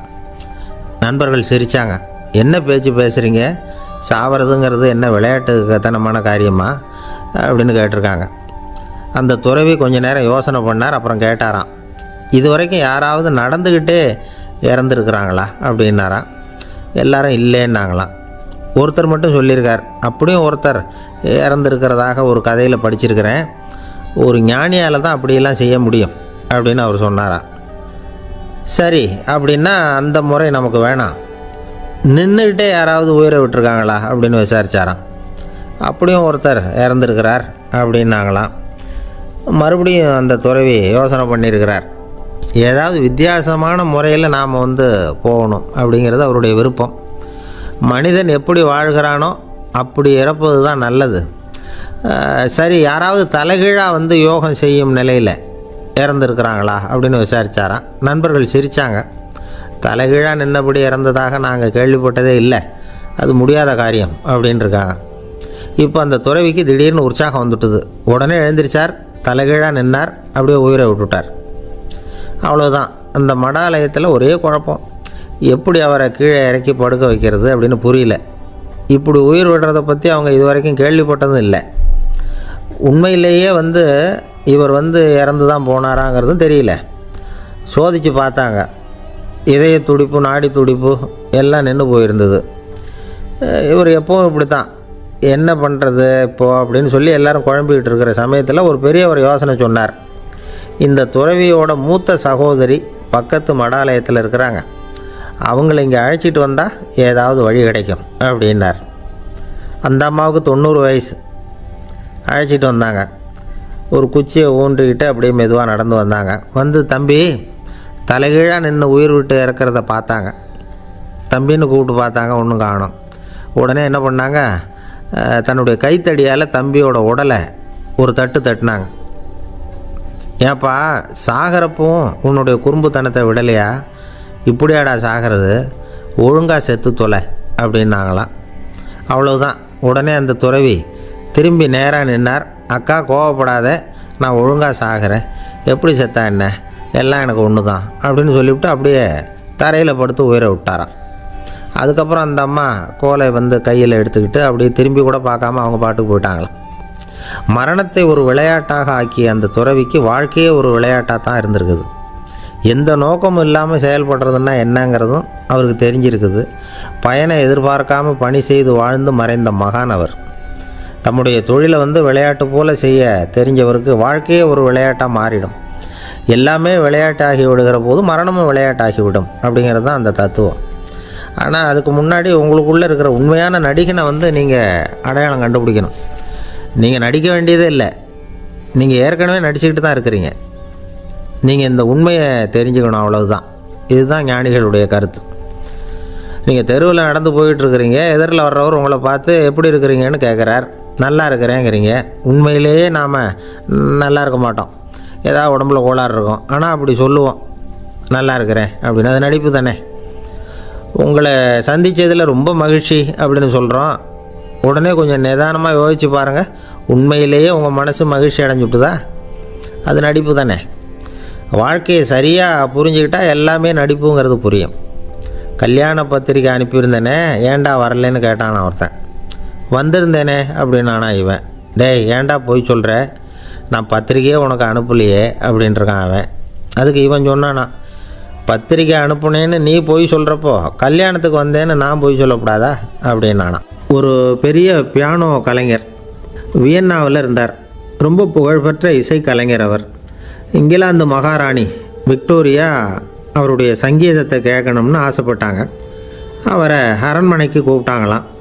பியானோ வாசிக்க சொல்லி கேட்டாங்களாம். இவரும் ரொம்ப பிரமாதமாக வாய்ச்சி காட்டியிருக்கார். உடனே பாராட்டி பரிசுகள்லாம் கொடுத்து அனுப்புனாங்களாம். அந்த இசையை கேட்குறதுல அரசிக்கு ரொம்பவும் ஆர்வம் உண்டு. அதனால் அதுக்கப்புறமும் அந்த கலைஞர் அடிக்கடி அரண்மனைக்கு வர வேண்டிய அவசியம் ஏற்பட்டது. ஏன்னா அரசி கூப்பிட ஆரம்பித்தாங்க. இவர் போகணும், அங்கே இசை நிகழ்ச்சி நடத்தணும். இவர் அங்கே பாடி வாசிக்கிறது உண்டு. ஒரு தடவை மகாராணி அவரை பார்த்து, உங்கள் நாட்டு தேசிய கீதம் பாடுங்களேன் அப்படின்னு கேட்டாங்களாம். உடனே அவர் தன்னுடைய நாடான ஆஸ்திரியாவின் தேசிய கீதத்தை பாடியிருக்கிறார். அவர் பாட ஆரம்பித்த உடனே மகாராணி எழுந்திரிச்சு நின்னாங்களாம். அதுக்கு மரியாதை செலுத்துகிற நோக்கத்தோடு பாட்டு முடிகிற வரைக்கும் அப்படியே நின்றுக்கிட்டு இருந்தாங்களாம். இதுதான் அந்த அரசியினுடைய பெருந்தன்மை. அதாவது நாட்டுப்பற்றுங்கிறது அந்த அளவுக்கு அப்படி இருக்கணும். இப்படி ஒரு அரசியே நம்ம நாட்டு தேசிய கீதத்துக்கு எழுந்திரிச்சு நின்று மரியாதை செலுத்துகிறாங்க அப்படிங்கிறத புரிஞ்சிக்கும் பொழுது அந்த முதிய கலைஞரின் மகிழ்ச்சிக்கு அளவே இல்லையாம். அதுக்கப்புறம் அந்த பியானோ கலைஞர் ஒரு நாள் தன்னுடைய நண்பர் ஒருத்தர்கிட்ட பேசிக்கிட்டு இருந்தாராம். அப்போ சொன்னாராம், மகாராணியார் எனக்கு எவ்வளவோ பரிசுகள்லாம் கொடுத்துருக்குறாங்க. ஒரு தடவை எனக்கு வைரக்கல் பதித்த அணி ஒன்றை கூட பரிசாக கொடுத்தாங்க. ஆனால் அதை விட உயர்ந்த விலை மதிக்க முடியாத அணி என்ன தெரியுமா? நான் என்னுடைய நாட்டு தேசிய கீதத்தை நான் பாடுறப்போ அவங்க எழுந்திரிச்சு நின்று மரியாதை செலுத்தினாங்களே, அதுதான் எனக்கு கிடைச்ச மிகப்பெரிய பரிசு அப்படின்னாராம். எனக்கு தெரிஞ்ச சங்கீத வித்வான் ஒருத்தர் இருக்கார். சமீபத்தில் ஒரு நாள் அவரை பார்த்தேன். எப்படி போயிட்டுருக்கு உங்கள் தொழில் அப்படின்னு கேட்டேன். ரொம்பவும் வித்தியாசமாக போயிட்டுருக்குங்க அப்படின்னார். என்ன சொல்கிறீங்க அப்படின்னேன். முன்னாடியெல்லாம் நான் பாடினா எதிரில் இருக்கிறவங்க தான் எழுந்திரிச்சு போயிட்டு இருந்தாங்க. இப்போ எப்படின்னா நான் பாட ஆரம்பிச்சுட்டா உடனே பக்கவாத்தியக்காரனே எழுந்திரிச்சு போயிடுறான் அப்படின்னார் ரொம்ப வேதனையோட. பொங்கல் திருநாள். பொங்கல் திருநாள்னா இது ஏதோ அறுவடை திருநாள் அப்படின்னு சொல்லுவோம். அதாவது வருஷம் பூரா நாம் பாடுபட்டு அதனுடைய பலனை அனுபவிக்கிற நாள் அப்படிங்கிறது நாம் சொல்லிகிட்டு இருக்கிறது. இது முக்கியமாக இது ஒரு நன்றி அறிவிப்பு நாள் அப்படின்னு சொல்லுவாங்க. இன்றைக்கி நிறைய நன்றி அறிவிப்பு கூட்டம்லாம் நடந்துக்கிட்டு இருக்குல்ல, அது மாதிரி விவசாயிகள் நடத்துகிற ஒரு நன்றி அறிவிப்பு விழா இது. யாருக்கு நன்றி சொல்கிறாங்கன்னா ஆதவனுக்கு. அதாவது சூரியன் இல்லைன்னா விவசாயம் இல்லை. அதனால் ஆதவனுக்கு நன்றி செலுத்துகிற நாளாக இந்த பொங்கல் திருநாளை நாம் கொண்டாடுறோம். அதாவது இந்த பொங்கலில் விவசாயிகள்கிட்டேருந்து நிறைய பண்புகளை நாம் தெரிஞ்சுக்க வேண்டிய நாள் இது. விவசாயிகள் அவங்க விவசாயம் முன்னேறி இருக்கிற அளவுக்கு விவசாயிகளுடைய வாழ்க்கை தரம் முன்னேறலை. அந்த அளவுக்கு அவர்கள் நாட்டுக்காக உழைச்சிக்கிட்டு இருக்கிறாங்க. அந்த காலத்திலே அதை பற்றி ஒரு கதை சொல்கிறது உண்டு. ஒரு வயசான ஆள் நிலத்தில் ஏறு உழுதுகிட்டு இருந்தாராம். கிழிஞ்சு போன ஒரு சின்ன துண்டை தான் இடுப்பில் கட்டியிருந்தாராம். தலையில் ஒரு கந்தலை சுற்றி இருந்தார். உடம்பு பூரா சேரு, ரொம்ப ஏழை. ஏறு ஓட்டிகிட்டு இருக்கிறவர் வேறு எப்படி இருப்பார்? இருந்தாலும் அந்த ஆள் ரொம்ப ஜாலியாக பாட்டு பாடிக்கிட்டே ஏறு உழுதுகிட்டு இருந்தாராம். உடம்புல தான் அவர் ஏழையை தவிர மனசில் ஒரு ஏழையாக தெரியல. அந்த சமயத்தில் அந்த நாட்டு ராஜா அந்த பக்கமாக குதிரை மேலே வந்தாராம். வேட்டைக்கு போயிட்டு பரிவாரங்களோடு திரும்பி வந்துக்கிட்டு இருக்கிறார். ரொம்ப செல்வ செழிப்பில் இருக்கிற ராஜா அவர் இந்த வயசான விவசாயியை பார்த்துருக்கார். இந்த ஆள் ரொம்பவும் ஏழைங்கிறது அவர் பார்த்தாவே பளிச்சுன்னு தெரியுது. கட்டிக்கிறதுக்கு நல்ல துணி இல்லை, உடம்போ இழைச்சி போயிருக்குது, வயிறு முதுகில் போய் ஒட்டிக்கிட்டு இருக்கு, கண்ணு குழி விழுந்து போயிருக்குது. ஆனாலும் முகத்தை பார்த்தா சந்தோஷமாக இருக்கிற மாதிரி இருக்குது. இவ்வளோ உற்சாகமாக பாடிக்கிட்டு இருக்கிறாரே அப்படின்னு ஆச்சரியமாக நினச்சி பார்த்தார் அந்த ராஜா. சரி, அவர்கிட்ட கொஞ்சம் பேச்சு கொடுத்து பார்க்கலாம் அப்படின்னு முடிவு பண்ணார். ஐயா பெரியவரே, இப்படி கொஞ்சம் வர முடியுமான்னாராம். பொழுது போகிறதுக்குள்ளே நான் இந்த வயல் பூரா உழவு ஓட்டி ஆகணும், அதனால் பேசுகிறதுக்கு நேரம் இல்லை அப்படின்னாராம் அந்த பெரியவர். என்ன அவ்வளவு அவசரமாக? மீதி இருந்தால் நாளைக்கு உழுதக்கூடாதா? அது சரி, உனக்கு எத்தனை ஏக்கர் நிலம் இருக்குது அப்படின்னு விசாரிச்சிருக்கார் ராஜா. எனக்குன்னு சொந்தமாக உள்ளங்கை அளவு கூட நிலம் கிடையாது. இது எங்கள் முதலாளியோட நிலம். இதை பூராவும் உழுது முடித்தாதான் அவர் கூலி கொடுப்பார். நான் கூலிக்கு உழுதுகிட்டு இருக்கிறேன். உங்ககிட்ட பேசிக்கிட்டு இருந்தால் அவருக்கு துரோகம் பண்ணது மாதிரி ஆகிடும் அப்படின்னாராம். ராஜா குதிரையை விட்டு கீழே இறங்கினார். வரப்பில் நடந்து அந்த பெரியவர்கிட்டே போனாராம். சரி, ஒரு நாள் பூரா உழுதா உனக்கு எவ்வளவு கூலின்னு கேட்டிருக்கார். 8 அணா கூலி கிடைக்கும்னாராம் அவர். இது ரொம்ப காலத்துக்கு முன்னாடி நடந்த ஒரு சம்பவங்கிறதுனால அப்போ 8 அணா கூலிங்கிறது ரொம்ப பெருசு. இருந்தாலும் அதுவும் அந்த ராஜாவுக்கு பெரிய கூலியாக தெரியல. இவ்வளவு தானா, இதை வச்சுக்கிட்டு நீ எப்படி காலம் தள்ளுற அப்படின்னாராம். ஒன்றும் கவலை இல்லை அப்படின்னாராம் அவர். ராஜாவுக்கு ரொம்ப ஆச்சரியமாக போச்சு. 8 அணா கூலி வாங்குகிற இந்த ஆள் கவலை இல்லாமல் இருக்கிறார், ஏராளமான வசதியோடு இருக்கிறன்னா கவலை இல்லாமல் வாழ முடியலையே அப்படின்னு நினச்சி பார்த்துருக்கார். அது சரி, 8 அணாவில் எப்படி குடும்பம் நடத்துகிற அப்படின்னு கேட்டாராம். எனக்கு கிடைக்கிற 8 அணாவில் 2 அணா குடும்பத்துக்கு செலவழிக்கிறேன், 2 அணா பழைய கடனுக்கு கொடுக்குறேன், 2 அணா தர்மம் செய்கிறேன், 2 அணா வட்டிக்கு கொடுக்குறேன், ஒரு குறையும் இல்லைன்னாராம். ராஜாவுக்கு ஒன்றும் புரியல. எனக்கு ஒன்றும் புரியலேன்னு இருக்கார். ஐயா, எனக்கும் என் மனைவிக்கும் 2 அணா செலவாகுது. வயசான அம்மா அப்பா இருக்கிறாங்க, சின்ன வயசில் என்னை காப்பாற்றினவங்க அவங்க. அந்த கடனுக்கு 2 அணா செலவாகுது, அது பழைய கடன். என் தங்கச்சி ஒருத்தி ஆதரவு இல்லாத நிலைமையில் தன்னுடைய மகனோட என் வீட்டில் இருக்கிறா. அவளுக்கும் அவள் மகனுக்கும் 2 அணா செலவு பண்ணுறேன், அது தர்மம். எனக்கு 2 பிள்ளைங்க இருக்கிறாங்க, அவங்களுக்கு 2 அணா செலவு பண்ணுறேன், அது வட்டிக்கு கொடுக்கறது மாதிரி. பிற்காலத்தில் அவங்க எங்களை காப்பாற்றுவாங்க. அந்த வகையில் நான் திருப்தியோடு வாழ்ந்துக்கிட்டு இருக்கிறேன் அப்படின்னாராம். ராஜாவுக்கு அர்த்தம் புரிய ஆரம்பிச்சுதான். அந்த பெரிய நிலத்தை விலை கொடுத்து வாங்கி அந்த பெரியவருக்கே தானமாக கொடுத்துட்டாராம். இப்போ உழுதவருக்கே நிலம் சொந்தமாகிட்டுது. அன்னையிலேருந்து அரசனுக்கும் ஆறுதல் கிடைச்சிதான். இப்படி ஒரு கதை சொல்லுவாங்க. 8 அணா வருமானத்தை வச்சுக்கிட்டு எப்படி காலத்தை தள்ளுறதுன்னு சொல்கிறதுக்காக இந்த கதையை சொல்கிறதாக யாரும் தப்பாக நினச்சிக்கக்கூடாது. கிடைக்கிறத எப்படி பங்கு போடுறார், எப்படி திருப்தியாக வாழறார் அப்படிங்கிறது தான் முக்கியம். அது மாதிரி இன்றைக்கு இந்த பொங்கல் திருநாளில் உழவர்கள் மனசு மகிழ்ச்சியாக இருந்ததுன்னா அது எல்லாரும் மகிழ்ச்சியாக இருக்கிறது மாதிரி அர்த்தம். அதனால் அவர்கள்ட்டேருந்து நாம் பாடம் கற்றுக்கணும். சில உழவர்கள் தங்கள் நிலத்தில் விளையிறத தாங்கள் சாப்பிட மாட்டாங்க, அடுத்தவங்கள்ட்ட விற்றுட்டு சந்தையில் போய் வேறு அரிசி வாங்கிட்டு தான் இவங்க சாப்பிடுவாங்க. அப்படிப்பட்ட விவசாயிகள்லாம் இது உண்டு. பங்கிடுகிற பண்பை உழவர்கள்ட்டேருந்து கற்றுக்கொள்ளுங்கள் அப்படிம்பாங்க. ஒரு ஆள் நிம்மதியாக மகிழ்ச்சியாக இருந்தானா, உங்கள் நிம்மதிக்கும் மகிழ்ச்சிக்கும் என்ன காரணம்னு கேட்டிருக்கார் இன்னொருத்தர். என்கிட்ட இருந்தது பூராவையும் என் பிள்ளைங்களுக்கு சமமாக பங்கு போட்டு கொடுத்துட்டேன், எனக்குன்னு எதுவுமே வச்சுக்கல, அதுதான் நிம்மதிக்கு காரணம்ன்றிருக்கான். உங்ககிட்ட இருந்தது எவ்வளவு இருந்தது அப்படின்னு கேட்டிருக்காரு அவர்.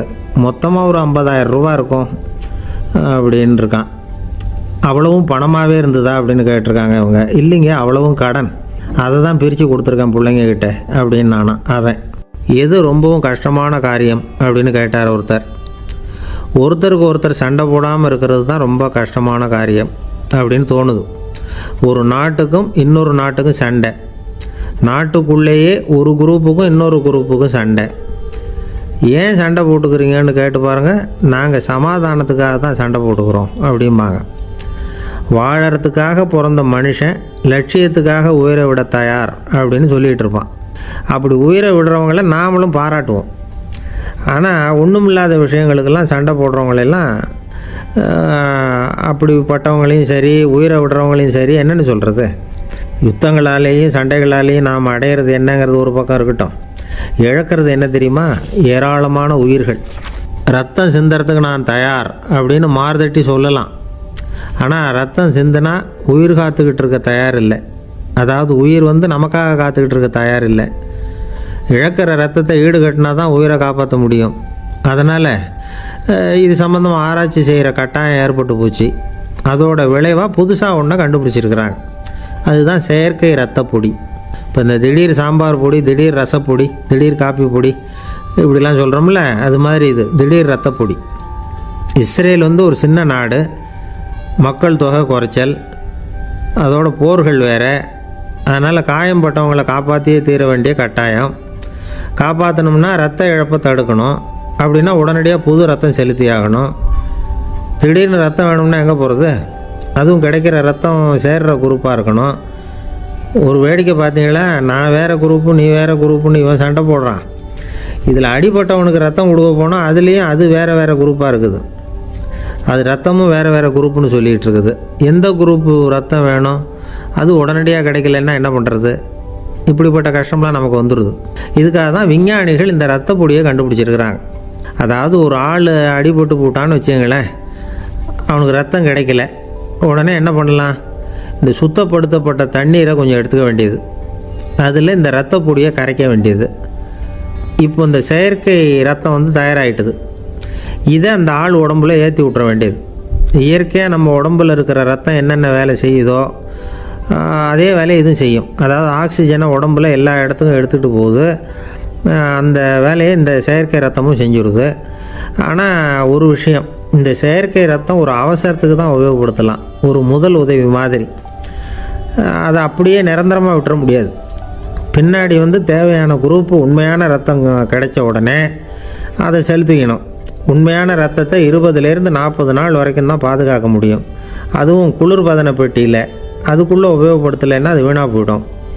இந்த ரத்த பொடி அப்படி இல்லை, எவ்வளோ நாள் வேணும்னாலும் அப்படியே வச்சுருக்கலாம். குளிர்பதன பெட்டியும் தேவையில்லை. ஆனால் ஒன்று, இது தண்ணியில் கலந்து செயற்கை ரத்தமாக ஆக்கிவிட்டா அதோட வலு 72 மணி நேரம் தான். அதாவது 3 நாள். அதுக்குள்ளே அந்த ஆசாமியை எங்கேயாவது ஆஸ்பத்திரிக்கு தூக்கிட்டு போய் உண்மையான ரத்தத்தை கொடுத்துடணும். சண்டையில் அடிபடுறவங்க, சாலை விபத்தில் அடிபடுறவங்க, இவங்களுக்கெல்லாம் அவசரத்துக்கு கை கொடுத்து உதவுறது இந்த செயற்கை ரத்த பொடி. அதுக்கப்புறம் நாம் கொடுக்குற ரத்தம் தான் அவங்கள காப்பாற்றணும். இன்றைக்கி ரத்தத்தை தானமாக கொடுக்க தயாராக இருக்கிற நல்ல உள்ளங்கள் ஏராளம். எவ்வளவு ஆக்சிடெண்ட்டு, ஆப்ரேஷன், இதில் சம்மந்தப்பட்டவங்களை காப்பாற்றுறது நாம் தானமாக கொடுக்குற ரத்தம் தானே. ஒரு ஆக்சிடெண்ட்டு, ஒரு ஸ்கூட்டர் ஒரு ஆள் மேலே மோதி விட்டுது, பார்த்து வரக்கூடாதா அப்படின்னா அந்த ஆள், நீ தான் பார்த்து நடக்கணும், ஏன்னா 20 வருஷமாக நான் அந்த ஸ்கூட்டரை ஓட்டிகிட்டு இருக்கிறேன் அப்படின்னு நானா இவன். இதுக்கு அவன் சொன்னானா, நீ தான் பார்த்து ஓட்டணும், ஏன்னா 40 வருஷமாக நான் இப்படி நடந்துக்கிட்டு இருக்கிறேன் அப்படின்னு நானா. ஒரு ஊரில் ஒரு ராஜா இருந்தார். பெரிய அரண்மனையில் தான் இருக்கிறார். எல்லா வசதியும் இருந்தது. இருந்தாலும் அவர் எல்லாரும் சொல்கிறது எப்படி தெரியுமா? பிச்சைக்கார ராஜா. அப்படி ஒரு பேர் அவருக்கு நிலச்சி போச்சு. ஜனங்களும் சரி, மற்ற தேசங்களில் உள்ளவங்களும் சரி, அவர் அந்த பேர் சொல்லியே குறிப்பிடுறது வழக்கமாக போட்டுது. இது அவருக்கு ரொம்ப கவலையாக போச்சு. என்ன இது, நம்மளை தேடி வர்றவங்களுக்கெல்லாம் நாம் சோறு போடுறோம், நம்ம புகழ்ந்து பாடல் ஏற்றி கொண்டு வர்ற புலவர்களுக்கெல்லாம் அவங்க எப்படி வந்தாலும் ஒருவேளை சோறு போடணுங்கிறது உத்தரவு. இவ்வளவுலாம் செஞ்சும் நம்மளை போய் பிச்சைக்கார ராஜான்னு எல்லாரும் சொல்கிறாங்களே, அது ஏன், எதுக்காக இப்படி சொல்கிறாங்க? இதுதான் ராஜாவுக்கு குழப்பம். சரி, இதை பற்றி நம்ம அமைச்சர்கள்கிட்ட கேட்கலாமா அப்படின்னு யோசனை பண்ணார். இந்த விஷயத்தை போய் அவங்கக்கிட்ட எப்படி கேட்குறதுன்னு அவருக்கு தயக்கமாக இருந்தது. கௌரவ குறைச்சலாக தெரிஞ்சுது அவருக்கு. சரி, சாதாரண குடிமக்கள்கிட்ட இதை பற்றி கேட்கலாமா அப்படின்னு யோசனை பண்ணார். கேட்கலாம், ஆனால் அவங்க யாரும் ராஜா முன்னாடி வந்து நின்று தைரியமாக பேசக்கூடிய அளவுக்கு இல்லை. ராஜாவோட குழப்பம் நாளுக்கு நாள் அதிகமாக போச்சு. கடைசியாக அவர் ஒரு முடிவுக்கு வந்தார். அதாவது இதை பற்றி ஒரு பிச்சைக்காரங்கிட்டே கேட்டு பார்த்துட்டா என்ன. இதுதான் அவர் பண்ண முடிவு. உடனே மாறு வேஷம் போட்டுக்கிட்டு நகர்வலம் போனார். ஒரு பிச்சைக்காரனை கண்டுபிடிச்சார். இதை பாருப்பா, நம்ம ராஜாவை எல்லாரும் பிச்சைக்கார ராஜான்னே சொல்கிறாங்களே, அதுக்கு என்ன காரணமாக இருக்கும் அப்படின்னு கேட்டார். அதுக்கு அவன் சொல்கிறான், இதுக்கான பதிலை இன்னும் ஒரு 30 நாளில் சொல்கிறேன் அப்படின்னா. உடனே இவருக்கு சந்தோஷம். உண்மையை அவங்ககிட்ட சொன்னார். நான் வேறு யாரும் இல்லை, நான் தான் இந்த நாட்டு ராஜா. இப்போ நீ என் கூடவே வந்துடு, அரண்மனையிலேயே தங்கிக்கோ. 30 நாள் கழித்து எனக்கு பதில் சொல்லிவிட்டு அதுக்கப்புறமா நீ போகலாம் அப்படின்னு சொல்லி அழைச்சிட்டு வந்துட்டார். அரண்மனையில் ஒரு மூலையில் அவன் தங்கறதுக்கு இடம் கொடுத்தார். தினம் 2 வேளையும் இவனுக்கு சோறு போடுங்க அப்படின்னு உத்தரவு போட்டார். ராஜா கொடுத்த இடத்துல போய் உக்காந்துக்கிட்டான் அந்த பிச்சைக்காரன். தினமும் அந்த அரண்மனையில் நடக்கிறதையெல்லாம் கவனிச்சிக்கிட்டு வந்தான். வேளைக்கு சாப்பாடு வரும், சாப்பிட்டுக்கிட்டு இருக்கான். இப்படி 30 நாள் முடிஞ்சுது. ராஜா வந்தார். என்ன, என்னோட கேள்விக்கு பதில் என்னன்னு கண்டுபிடிச்சிட்டியான்னார். கண்டுபிடிச்சிட்டேன்னா. என்ன எல்லாரும் பிச்சைக்கார ராஜான்னு சொல்கிறாங்களே, அது நியாயமாக படுதா உனக்குன்னு கேட்டார். நியாயமாக தான் படுது, சந்தேகம் இல்லாமல் நீங்கள் பிச்சைக்கார ராஜா தான். என்ன தான் நீங்கள் வசதியோடவும் படைபலத்தோடவும் இருந்தால் கூட நீங்கள் எங்கள் வர்க்கத்தை சேர்ந்த ஆசாமி தான் அப்படின்னு அடித்து சொல்லிவிட்டான் அந்த ஆள். ஏனால் அப்படி சொல்கிறேன்னு கேட்டார் இவர். அரசே, ஒரு உண்மையை கண்டுபிடிச்சி சொல்கிறதா நான் உங்ககிட்ட சொன்னேன். நீங்கள் ராஜ பரம்பரைன்னா உடனே உங்கள் கழுத்தில் கிடக்கிற முத்து மாலையை கழட்டி பரிசாக கொடுத்துருப்பீங்க, பொன்னையும் மணியையும் கொடுத்துருப்பீங்க. ஆனால் நீங்கள் அப்படி செய்யலை. என்னை ஒரு மூலையில் உட்கார வச்சு 2 வேளை சோறு போட சொன்னீங்க. உங்களை தேடி யார் வந்தாலும், யார் வந்து பாராட்டி பேசினாலும் அல்லது பிரச்சனைகளை சொன்னாலும் நீங்கள் செய்கிற ஒரே காரியம் சோறு போடுறது தான். பிச்சைக்காரனுக்கு சோறு மட்டும்தான் உலகம். உங்கள் விஷயத்திலையும் நீங்கள் அப்படி தான் நினைக்கிறதாக தெரியுது. நல்லா கவனிங்க. எந்த ஒரு பிரச்சனைக்கும் சோறு தான் முடிவுன்னு நினைக்கிறீங்க பாருங்கள். நீங்கள் சந்தேகமில்லாத எங்களை சேர்ந்த ஆள் தான் அப்படின்னு விட்டான் அந்த பிச்சைக்காரன். அதுக்கப்புறம் தான் அந்த ராஜா தன்னுடைய தவறுகளையெல்லாம் திருத்திக்கிட்டாராம். பசின்னு வர்றவங்களுக்கு சோறு தான் போடணும், அது தப்பு இல்லை.